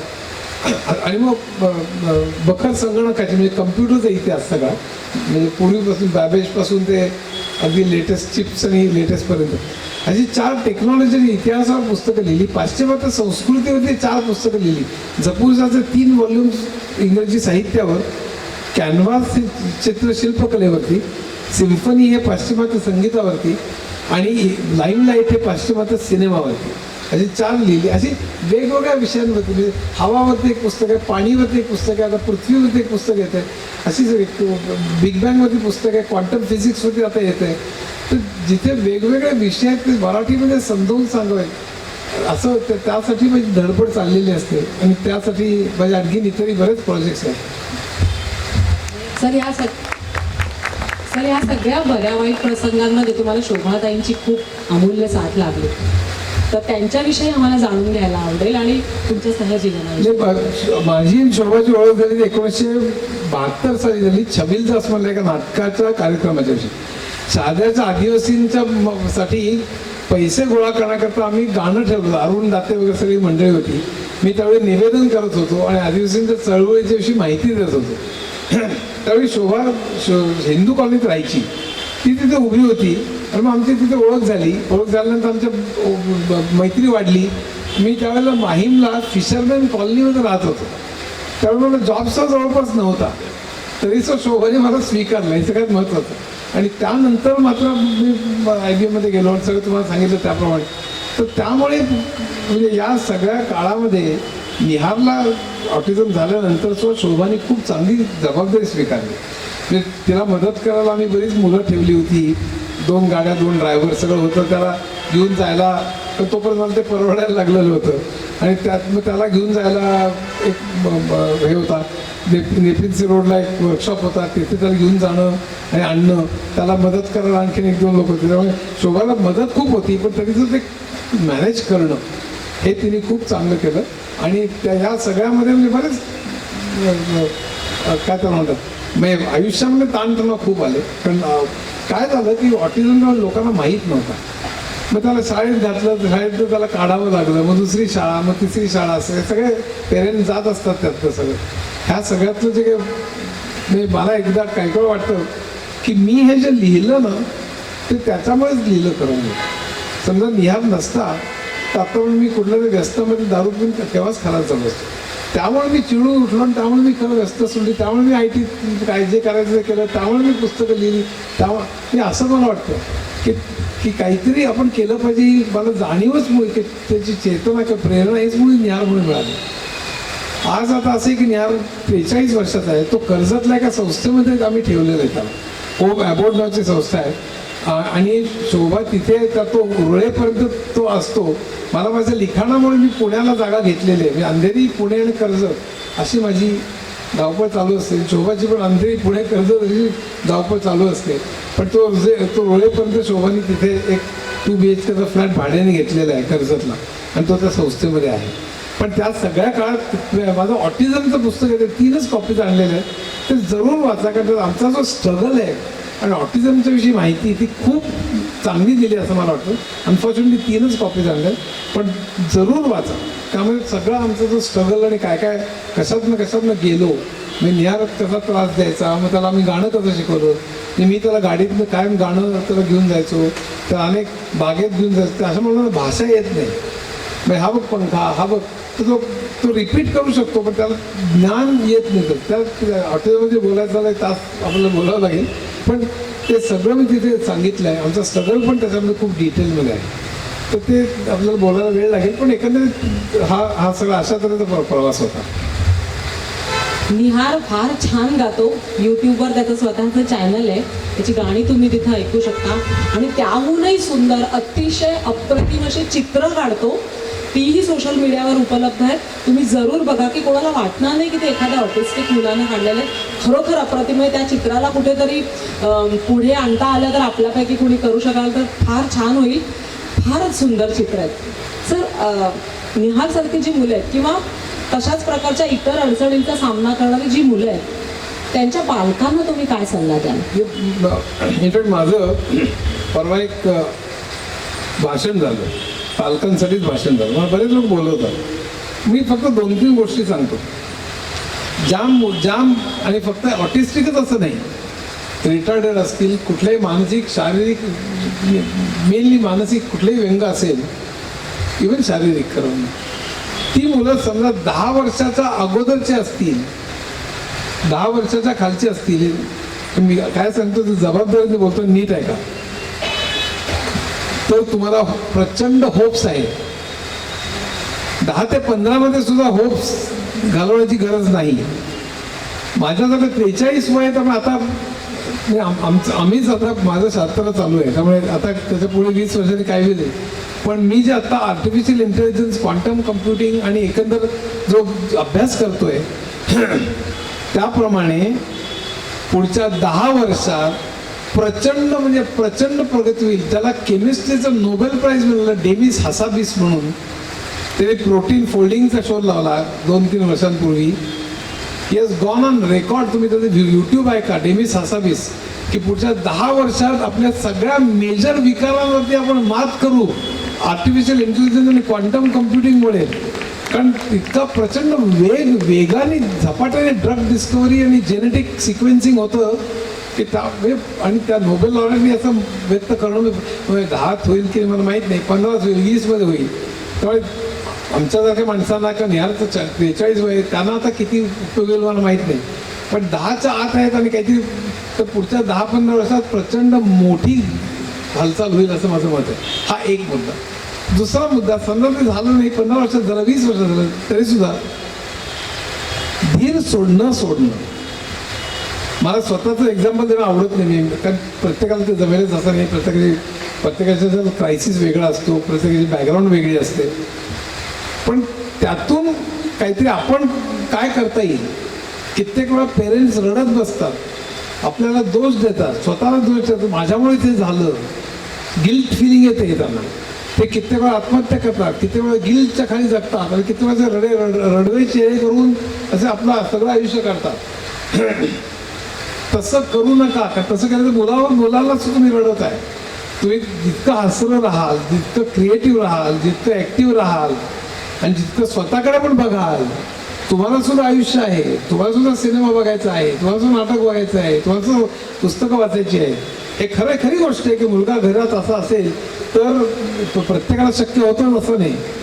पण निदान जसं मी काही हेल्प जी तयार केली, ज्यांच्या घरी हेल्प निदान काही मुलांची किंवा काही लोकांची हेल्प शक्य आहे, त्यांनी तरी मग त्यांच्या फावल्या वेळात वाचन करणं, नाटक करणं, चित्र करणं, संगीत ऐकणं, आपलं मन रमवणं किंवा स्वतः काहीतरी क्रिएटिव्ह करणं हे करायलाच पाहिजे. स्वतःचा अर्थ स्वतःच शोधला पाहिजे.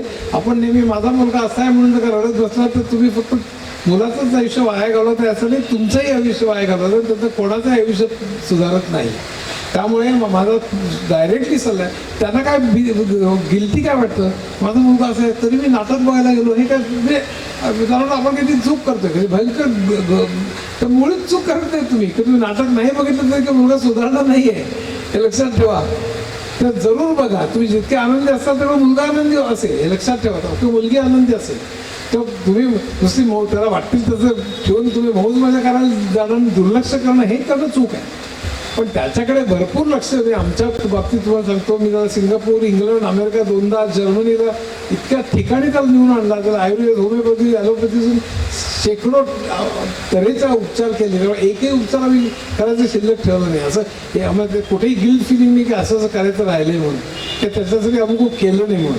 पण प्रत्येक विकाराला मर्यादा असतात. मग त्यावेळेला आपण नुसतं रडत बसायचं तर आपण तरी उभं राहायचं, आपण तरी वेगळं करायचं, हे स्वतःने ठरवायचं आहे, असं माझं स्पष्ट मत. खूप मोलाचा सल्ला दिलात. आता आपण थोडंसं सामाजिक प्रश्नाकडे वळलोच आहोत, तर थोडासा एक वेगळा प्रश्न विचारते. कुटुंब व्यवस्था आजकाल आपल्याला थोडीशी मोडकळीला आलेली दिसते.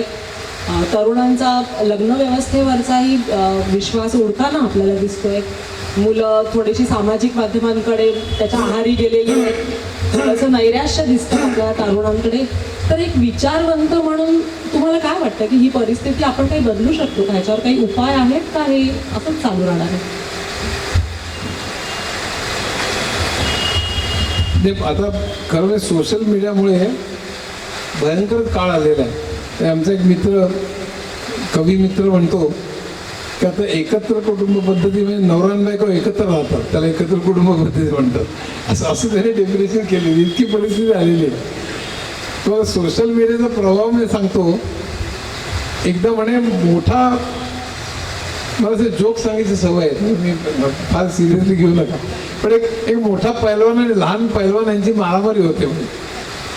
आणि लहान पैलवानाला मोठा पैलवान लगेच लोळवतो, आणि लोळल्यानंतर तो रेफरी असतो, तो आखाड्यात येतो आणि त्या रेफरी तर सांगणार कोण जिंकला ते. पण तो रेफरी जो खाली पडलेला असतो त्याचा हात उचलतो म्हणतो हा जिंकला म्हणे.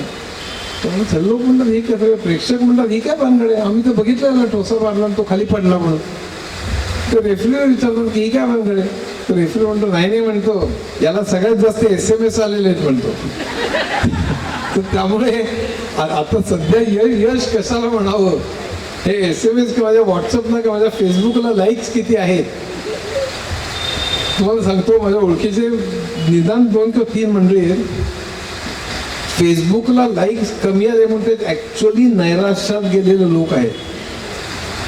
फेसबुक ॲडिक्शन डिसऑर्डर, FAD नावाचं एक ॲडिक्शन ॲड झालेलं आहे DSM मध्ये. मी माझ्या मनोविकारांचे जे कॅटेगरीज असतात त्याला DSM, अमेरिकेत DSM म्हणतात, युरोपमध्ये ICD म्हणतात. पण मुख्य म्हणजे त्याच्यामध्ये फेसबुक ॲडिक्शन डिसऑर्डर हा डिसऑर्डर तुमचं लॅपटॉप मोबाईल फोन तुमच्याकडे काढून घेतला तर दारू सोडल्यानंतर जशी माणसाला विड्रॉल सिम्पटम्स येतात तसं माणसं एकदम आक्रमक होतात किंवा इकडे तिकडे फिरायला लागतात, ते सगळी लक्षणं दिसायला लागली त्यांना.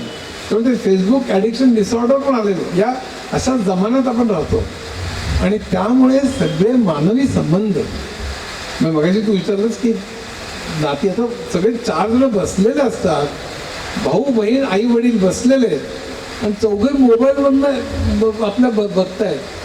हे काही मी कुठे काल्पनिक सांगत नाही, खरं रोज घडतं आपल्या घरी. आणि एकमेकाला मेसेजेस पाठवतात, एकमेकाला मेसेजेस समोर पाठवतात. अरे बोल किती ते समोर बसलेले तोंड उघड आणि बोल ना, पण ते एकमेकाला मेसेजेस पाठवतात.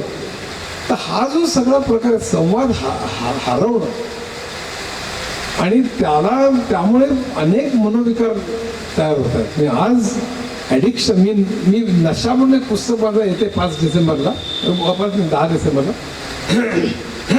त्यात सगळ्या व्यसनांच्या इतिहासावरती म्हणजे तंबाखू, दारू किंवा अफूचं ओपियम वॉर चीनमध्ये मला माहीत असेल, असं सगळं घेतलं आहे. तर शेवटचा चॅप्टर मोबाईलचं व्यसन आहे, हे सगळं आहे. आणि त्यामुळे येणारे विकार, आज सगळ्यात मोठा प्रॉब्लेम हा आणि त्यांनी आपल्यातले सगळे संबंध कुरतडून टाकलेले. म्हणजे हा एक अतिशय मोठा प्रश्न निर्माण झालेला आजच्या पिढीमध्ये. म्हणजे त्याला सलग तर उपाय म्हणजे आता असे मी असं उपाय सांगू शकत नाही. मला याचं उपदेश करणं सोपं आहे की प्रत्येकाने कुटुंबाकरता वेळ काढावा, प्रत्येकाने संवाद प्रत्यक्ष साधावा. पण इतकं व्यसन एवढं तुम्हाला खरं सांगतो, मी माझंही सांगतो उदाहरण देऊन. मी एकदा ते रील्स नावाचा प्रकार आहे ना, रील्स ते करत बसलो. मी 3 तास करत बसलो, मलाही लक्षात आलं नाही. सारखं फिरवतो म्हणजे तुम्हाला सांगतो ते इतकं ॲडिक्टिव्ह आहे. आणि हा अल्गोरिदम बनवला त्यांनी तुम्हाला ॲडिक्टिव्ह करावं म्हणूनच त्याचं अटेन्शन स्पॅन आपला पूर्वी पुस्तक वाचताना कित्येक तास असायचा, मग 2 तास, मग 1 तास, मग अर्धा तास, मग आता 10 मिनटं. आता यूट्यूबवाले सुद्धा 13 मिनटाच्यावरती काढू नका, 15 मिनिटाच्यावरती काढू नका. 1 तासाचं कोण बघणार? अलीकडे सगळं इव्हन वर्तमानपत्रात आता 1000 शब्दांचं नका लिहू, 300 शब्द जास्त वाचत नाहीत मुलं. म्हणजे सगळं अटेन्शन स्पॅन कमी होणं हा जो सगळा प्रकार आहे, याचा आपले संबंध बिघडणार. संबंध असं टेम्पररी राहिलेले आहेत. किती वेळा डायव्होर्सेस होतात बघा, किती वेळेला म्हणजे मुलं आणि मुली एकमेकांकडे कुठल्या तऱ्हेने बघतात. हे धूस नाही असं काही माझं म्हणणं नाही. पटत नसेल तर जरूर घ्यावं, तसंच फरफटत जाण्यात काही अर्थ नसतो. पण प्रत्येक जण तुम्ही अमेरिकेचं जर 3-3, 4-4 ते आयडियल समाज असं धरून जे सगळं चाललेलं आहे आणि ह्याचे प्रचंड घातक आहेत. मला याच्यामध्ये डायरेक्ट उपाय आता असं सांगता येणं अवघड आहे. त्याचं कारण असं की ही टेक्नॉलॉजी जोपर्यंत कॉर्पोरेट्सच्या हातात आहे, त्या कॉर्पोरेटचा नफा हा तुम्ही सातत्याने इक्विपमेंट वापरण्यामध्ये आहे, तोपर्यंत कॉर्पोरेट तुमच्याकडनं पिरवून घेणार, तुम्हाला ते वापरायला सांगणार, तुमचा डेटा घेणार, तो डेटा वापरून पुन्हा तुम्हाला जाहिराती दाखवणार. लक्षात ठेवा, तुम्ही जो डेटा वापरता तो डेटा वापरून तुम्हाला जाहिराती दाखवल्या जातात. हा डेटा हे रॉ मटेरियल तुमचं, लक्षात ठेवा. तुम्ही मेसेजेस पाठवता तुम्हाला ते फक्त निरुपयोगी नाही आहे, ते वापरून तुम्हाला मेसेजेस पाठवले जातात. तुम्ही जे बोलता, तुम्ही नुसतं साधं बोललात की हां तुझी गाडी किती छान होती की तुम्हाला गाडीची जाहिराती यायला लागतात, हे आर्टिफिशियल इंटेलिजन्स आहे. तर हा जो सगळा प्रकार आहे हा टेक्नॉलॉजीमध्ये ज्या वेळा जोपर्यंत कॉर्पोरेट्सचं कंट्रोल आहे, ते नफ्याकरता वाटतील ते करतील, तोपर्यंत तुम्हाला याच्यात अडकवण्यामध्येच ते समाधान मानतील. आणि त्यामुळे हा खरा लढा हा सामान्य नागरिक विरुद्ध कॉर्पोरेट्सचा आहे. त्याला माझ्याकडे असं सोल्युशन नाही आहे की ते तुम्ही घरी मुलांना सांगा की आता हे कमी वापरा, ते कमी वापरतील असं मला वाटत नाही. याचं कारण ह्याचं प्रचंड व्यसन हे लावण्यामध्ये आपली अर्थ समाज व्यवस्था आणि कॉर्पोरेट्स हे जबाबदार आहेत असं मला वाटतं. मगापासून आपण खूप वेगवेगळ्या विषयांवर बोलतोय सर, मनापासून भरभरून सांगतायत, आपल्याला विचार व्यक्त करतायत. आता थोडंसं सर वेगळ्या प्रश्नाकडे बोलूया. सर पटापट छोटी उत्तरं द्यायला तयार आहात? रॅपिड फायर राऊंड घेऊया. 5 मिनिटात संपवूया. हो सर, 10 मिनिटात संपवूया लगेच. 5च प्रश्न विचारते रॅपिड फायरमध्ये. सगळ्यात पहिलं, एक पुस्तक ज्याने तुमचं आयुष्य बदललं. सांगणं अवघड आहे, पण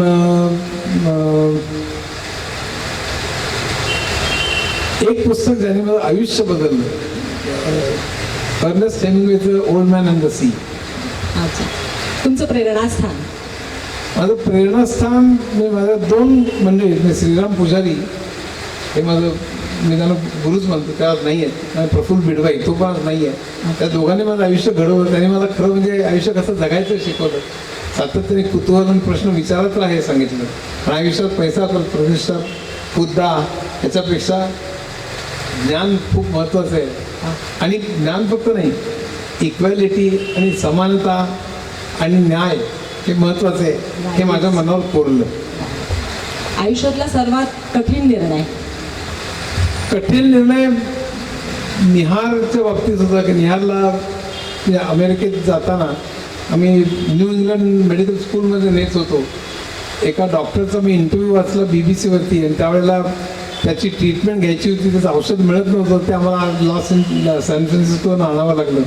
ते द्यायचं की नाही आणि कसं द्यायचं असे तो निर्णय खूप अवघड होता. आयुष्यातला तो क्षण जो तुम्हाला पुन्हा जगायला आवडेल? मला IITतले दिवस मला जगायला आवडते. प्रचंड कुठलाही ताण नव्हता. आपण कधी नवीन क्रांतिकारक करतो असं वाटत जातं. प्रत्येक दिवस कधी नवीन चर्चा, नवीन गाणं, नवीन मी तुम्हाला सांगतो ते गाण्यावर प्रेम कसं करावं हे आम्ही त्यावेळेला सहज म्हणून सांगतो. मारवा म्हटलं की पवई लेक पाशी आम्ही तो रेकॉर्ड प्लेअर घेऊन जायचो, तो किल्ली असलेला. मग आमिर खानचा मारवा, मग रविशंकरचा मारवा, मग भीमसेनांचा मारवा, त्या LP रेकॉर्ड मिळायच्या. आणि मी जो रेकॉर्ड प्लेअर पैदा केला होता तिथे जाऊन सूर्य मावळत असताना 5-5 मारवा ऐकायचे. मालकौस म्हणलं की IITच्या त्या मेसमध्ये रात्री 11 वाजता मालकौस ऐकायचे. प्रत्येक रागावर प्रेम केलेलं आहे, महिने एका राग घोळलेले आहे आमच्या डोक्यामध्ये. हे असं जे आहे ना ते मला फार महत्त्वाचं वाटतं. शेवटचा प्रश्न आहे ह्यातला. आयुष्यातल्या सर्वात महत्त्वाच्या 3 व्यक्ती. मी आता सांगितलं तसंच की प्रेरणास्थान. सर, इतके व्यग्र तुम्ही असताय, वेगवेगळ्या क्षेत्रातनं काम करता, वेगवेगळ्या माध्यमातनं समाजाच्या समोर येत असता. कधीतरी कुठेतरी 4 विरंगुळ्याचे क्षण जेव्हा मिळतात तेव्हा तुम्ही काय करता? तेव्हा मी गाणं ऐकतो. हे खरं म्हणजे माझं गाणं आणि खाणं हे जर आयुष्य गेलेलं आहे. हे कंपन्या आणि पुस्तकं वगैरे टाईमपास आहे मला. मी खाण्यातला दर्जा तुम्हाला खरंच सांगतो.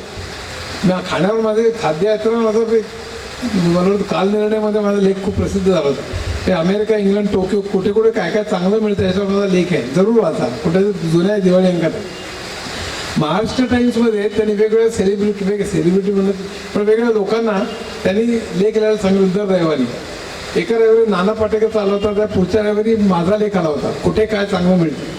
त्यात मी अगदी अनेक गोष्टी ठाण्याच्या मी मामलेदाराची मिसळपासून मी हे लिहिलं होतं. तिथे राम मारुती रोडवरती राजमाता नावाचं वडापावचं दुकान आहे, तिथे वडापाव सगळ्यात चांगला मिळतो असं मी लिहिलं होतं. आणि लोक तिथे असं आपण देव आपल्याला पावावा म्हणून असे लोक असे हात जो उभे असतात, तसे 30-30, 40-40 लोक आपला नंबर कधी लागेल असे उभे असतात, असं मी वर्णन केलं होतं महाराष्ट्र टाइम्समध्ये. तो लेख त्यांनी एनलार्ज करून त्या दुकानात लावला की म्हणजे अंडरलाईन करून. आणि मी गेलो होतो, म्हटलं की साहेब तुम्ही बघा, म्हटलं तुमचा लेख मी असा केलाय म्हणाला. आणि तो म्हटलं की पुढचे 15 दिवस तुम्हाला वडा फुकट म्हणाल. तसंच एक शेवटला सांगतो गंमत म्हणून, मृणाल कुलकर्णींनी दावत नावाचा प्रोग्राम असायचा पूर्वी ZTVवर. त्याच्यामध्ये मी आणि सोनाली कुलकर्णी का कोणतरी आमच्या दोघांना एका हॉटेल म्हणजे रेस्टॉरंटमध्ये जेवता मुलाखत वगैरे असं असायचं. तर तिने मला प्रश्न विचारला होता की तुम्ही कुठला पदार्थ चांगला करता. म्हणून मी ऑस्ट्रेलियात होतो त्यावेळी मी थाई करी करायला शिकलो होतो, आता विसरलो. पण दुसरं म्हणजे मी उपमा खूप चांगला करतो. आणि मी उपमा म्हणजे कालिदासानंतर मी किंवा माझ्यानंतर कालिदास असं इतकं उपमा कालिदास असं म्हणतात ना तसं. तो लोक हसायला लागले. त्यानंतर मी म्हटलं पण मला कोणीतरी आमच्या घरी उपमा येऊन करा म्हणून सांगितलं आणि तो 8व्या मजल्याच्या वरती राहत असेल तर मी जाऊन करत नाही. याचं कारण मी तो उपमा खाल्ल्यानंतर आता आयुष्यात काय बघायचं शिल्लक आहे म्हणून त्यांनी उडी मारली तर त्या जीवित हानीला मी जबाबदार नाही. पहिला दुसरा मजला असेल तर ठीक आहे, एखादा हाड मोडेल ते ठीक आहे, काय प्रॉब्लेम. नंतर मग तिने विचारलं की तुम्हाला कुठले पदार्थ आवडतात. तर मी म्हटलं मला अनेक लोक आत्तापर्यंत अमेरिका, इंग्लंडपासून अलिबागपासून सगळे समुद्रापाशी एक 50 तरी लोकांचे आमंत्रण आहेत की तुम्ही इथे या आमच्या खोलीत, इथे बसून तुम्ही पुस्तक लिहिलं असं आम्ही अभिमानाने सांगू, असं सांगणारे अनेक लोक आहेत. म्हणून मी कॅमेऱ्याकडे बघून त्यावेळेला सांगितलं, मृणाल आणि सगळे बघत होते, कॅमेऱ्याकडे बघून सांगितलं की मला म्हटलं अनेक जेवणाचे आमंत्रण देतात, राहायचे आमंत्रण देतात, म्हणून हे सांगतो नियम तुमच्याकरता की मी राष्ट्रपती झालो तर 4 नियम करीन. पहिला नियम म्हणजे कारल्याची भाजी केली तर फाशीची शिक्षा. आता दुसरा नियम शेपूची भाजी केली तर जन्मठेप. हाताचा बदलला, थोडी आवडायला लागली मला. तिसरी म्हणजे भेंड्याची ती बुळबुळीत भाजी जर का केली तर मागणं पण फटके मारून सोडून जायची. पण तो एवढा मोठा गुन्हा नाही, सुधारण्याला वाव आहे. चौथा चौथा चौथा नियम म्हणजे की जर तुम्ही आंबाडीची भाजी लसणीची फोडणी दिलेली केली किंवा जळगावसारख्या वांग्याचं भरीत केलं किंवा कोल्हापूरसारखी काळ्या रश्श्यातली वांग्याची भाजी केली किंवा आळूची भाजी केली दाणे घालून किंवा पालकाची ताकातली दाणे घालून भाजी केली, अशा एक 6-7 भाज्या सांगितल्या होत्या मी. त्या भाज्या केल्या तर मला न सांगता एकट्याने खाल्ल्या तरी पोलिसांनी पकडले. आणि मग त्यावेळी मला 15 लोकांचे फोन आले, म्हणले तुम्ही आमच्याकडे या, मला पोलीस पकडणार नाही तुमचं असं. त्यामुळे खाणं आणि गाणं ह्याच्यात मला आयुष्य गेलेलं आहे, बाकी सगळं टाइमपास आहे. सरांना जर का जेवायला बोलवलं तर लक्षात ठेवा, सुज्ञात सांगणे न लगे. तर खाण्याविषयी झालं, आता गाण्याविषयी कोण आवडता गायक गायिका कोण? मला असं वाटतं स्वतःला की शास्त्रीय संगीतात किशोरी आमोणकर आणि या संगीतात म्हणजे लाईटमध्ये लता मंगेशकर यांच्यासारखं जगात झालेलं नाही, हे माझं स्पष्ट मत आहे. या शतकात किशोरी आणि लता यांच्यासारखं गाणं नाही. म्हणजे मला सगळे आवडतात, म्हणजे भीमसेन आवडतात, कुमार आवडतात, जसराज आवडतात, आशा भोसले आवडतात, सगळे तलत आवडतो, मुकेश लता. मला तुम्हाला सांगतो, मला क्लासिकल माझ्याकडे गाणं आठवणार ते बरं का. 1940 सालापासून जी सगळी गाणी आहेत माझ्याकडे, सगळ्या कवाल्या, सगळे गझल्या आहेत, सगळी भजनं आहेत. प्रचंड क्लासिकलचं म्युझिक आहे. विजय तेंडुलकर, विंदा करंदीकर, जब्बार पटेल, भारती यात्रेकर, अनेक लोकांना मी म्युझिक दिलेलं आहे. सगळं एन्जॉय करतात. करंदीकर, तेंडुलकर शेवटल्या वर्षात म्हणाले, तुझ्यामुळे मी माझं शेवटली वर्ष चांगली गेली असं म्हणायचं. तर सगळ्या तऱ्हेचं म्युझिक माझ्याकडे आहे आणि मला कुठलंही गौण काही नाही. म्हणजे हे चांगलं हे वाईट वगैरे असं काही मला नाही. मला सिनेमातली गाणी पण तेवढीच आवडतात. लताची जुनी गाणी तर प्रचंड ग्रेट आहे, म्हणजे त्याच्याशी वगैरे मी लिहिलेलं आहे मी. तर हे दोन मला माझे दैवत आहेत असं म्हणायला हवं. सर थोडंसं गुणगुणून दाखवणार?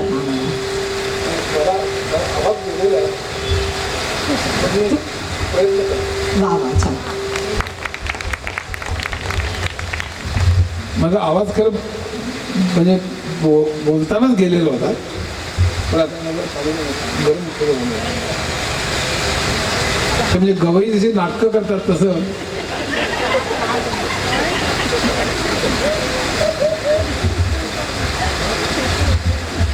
राग कसे ओळखायचे ह्याची प्रात्यक्षिक मी IITत असताना करायचो आणि शिट्टी पण वाजवायचो. मग टी व्हीवरती पण बोलावणं आलं. 80 वगैरे राग मी 80-100 राग मी बऱ्यापैकी 15-20 मिनटं आलापी तानांसकट गायचो. मला गाणं त्याचं टेक्निक कळत नाही, मी कानसेन आहे फक्त. पण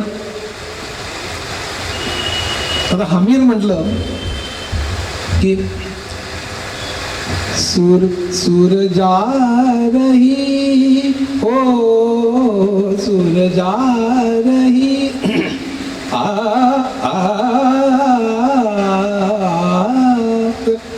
मतलब हमीर तर आहे ना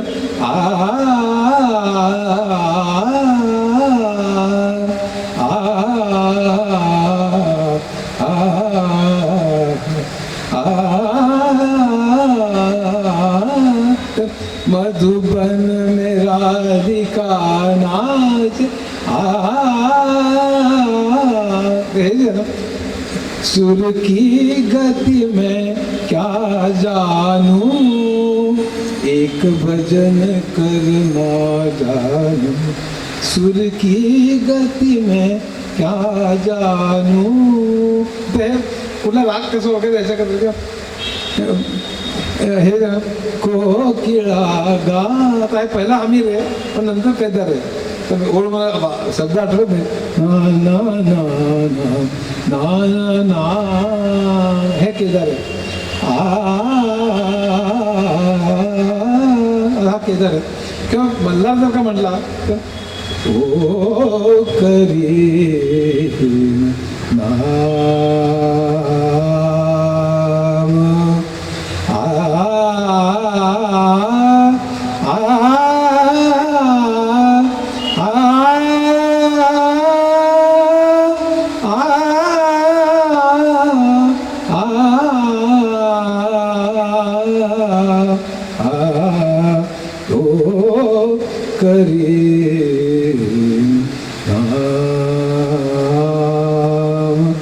जनपळभर म्हणतील हाय हाय. वो चुप रहे तो मेरे दिल के दाग जल हे जे आहे किंवा मेहदी हसनची गझल आहे, एक बस तू ही नहीं मुझसे खफा हो बैठा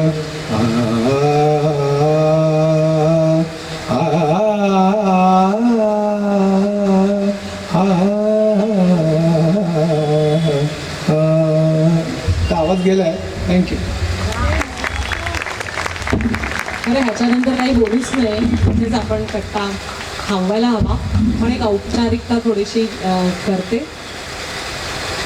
अफाट बुद्धिमत्ता, प्रचंड मेहनत करण्याची तयारी, चिकाटी, जिज्ञासू वृत्ती आणि सर्व जगाकडे पाहण्याची एक व्यापक दृष्टी, ह्या गुणांमुळे गोडबोले सर एका असामान्य व्यक्तींच्या पंक्तीमध्ये जाऊन बसतात असं म्हटलं तर काही चुकीचं ठरणार नाही.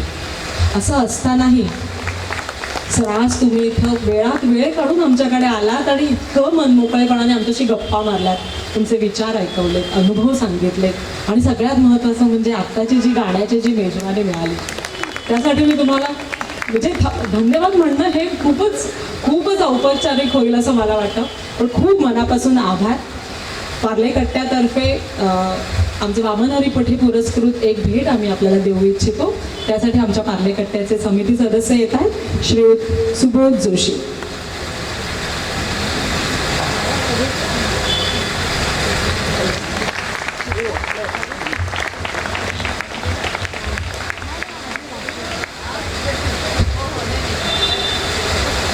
आशालता घैसास ट्रस्टचा आम्हाला नेहमीच पाठिंबा असतो, त्यासाठी त्यांचेही आभार. आणि सरते शेवटी आपण सारे प्रेक्षक आपल्याशिवाय तर कट्ट्याला काही मजाच नाही. आपण सर्व इतक्या मोठ्या संख्येने इथं उपलब्ध असतात आणि जवळजवळ 8 वाजत आलेत तरी एकही माणूस न उठता तुम्ही थांबलेला आहात, त्यासाठी तुमचे अगदी मनापासून आभार.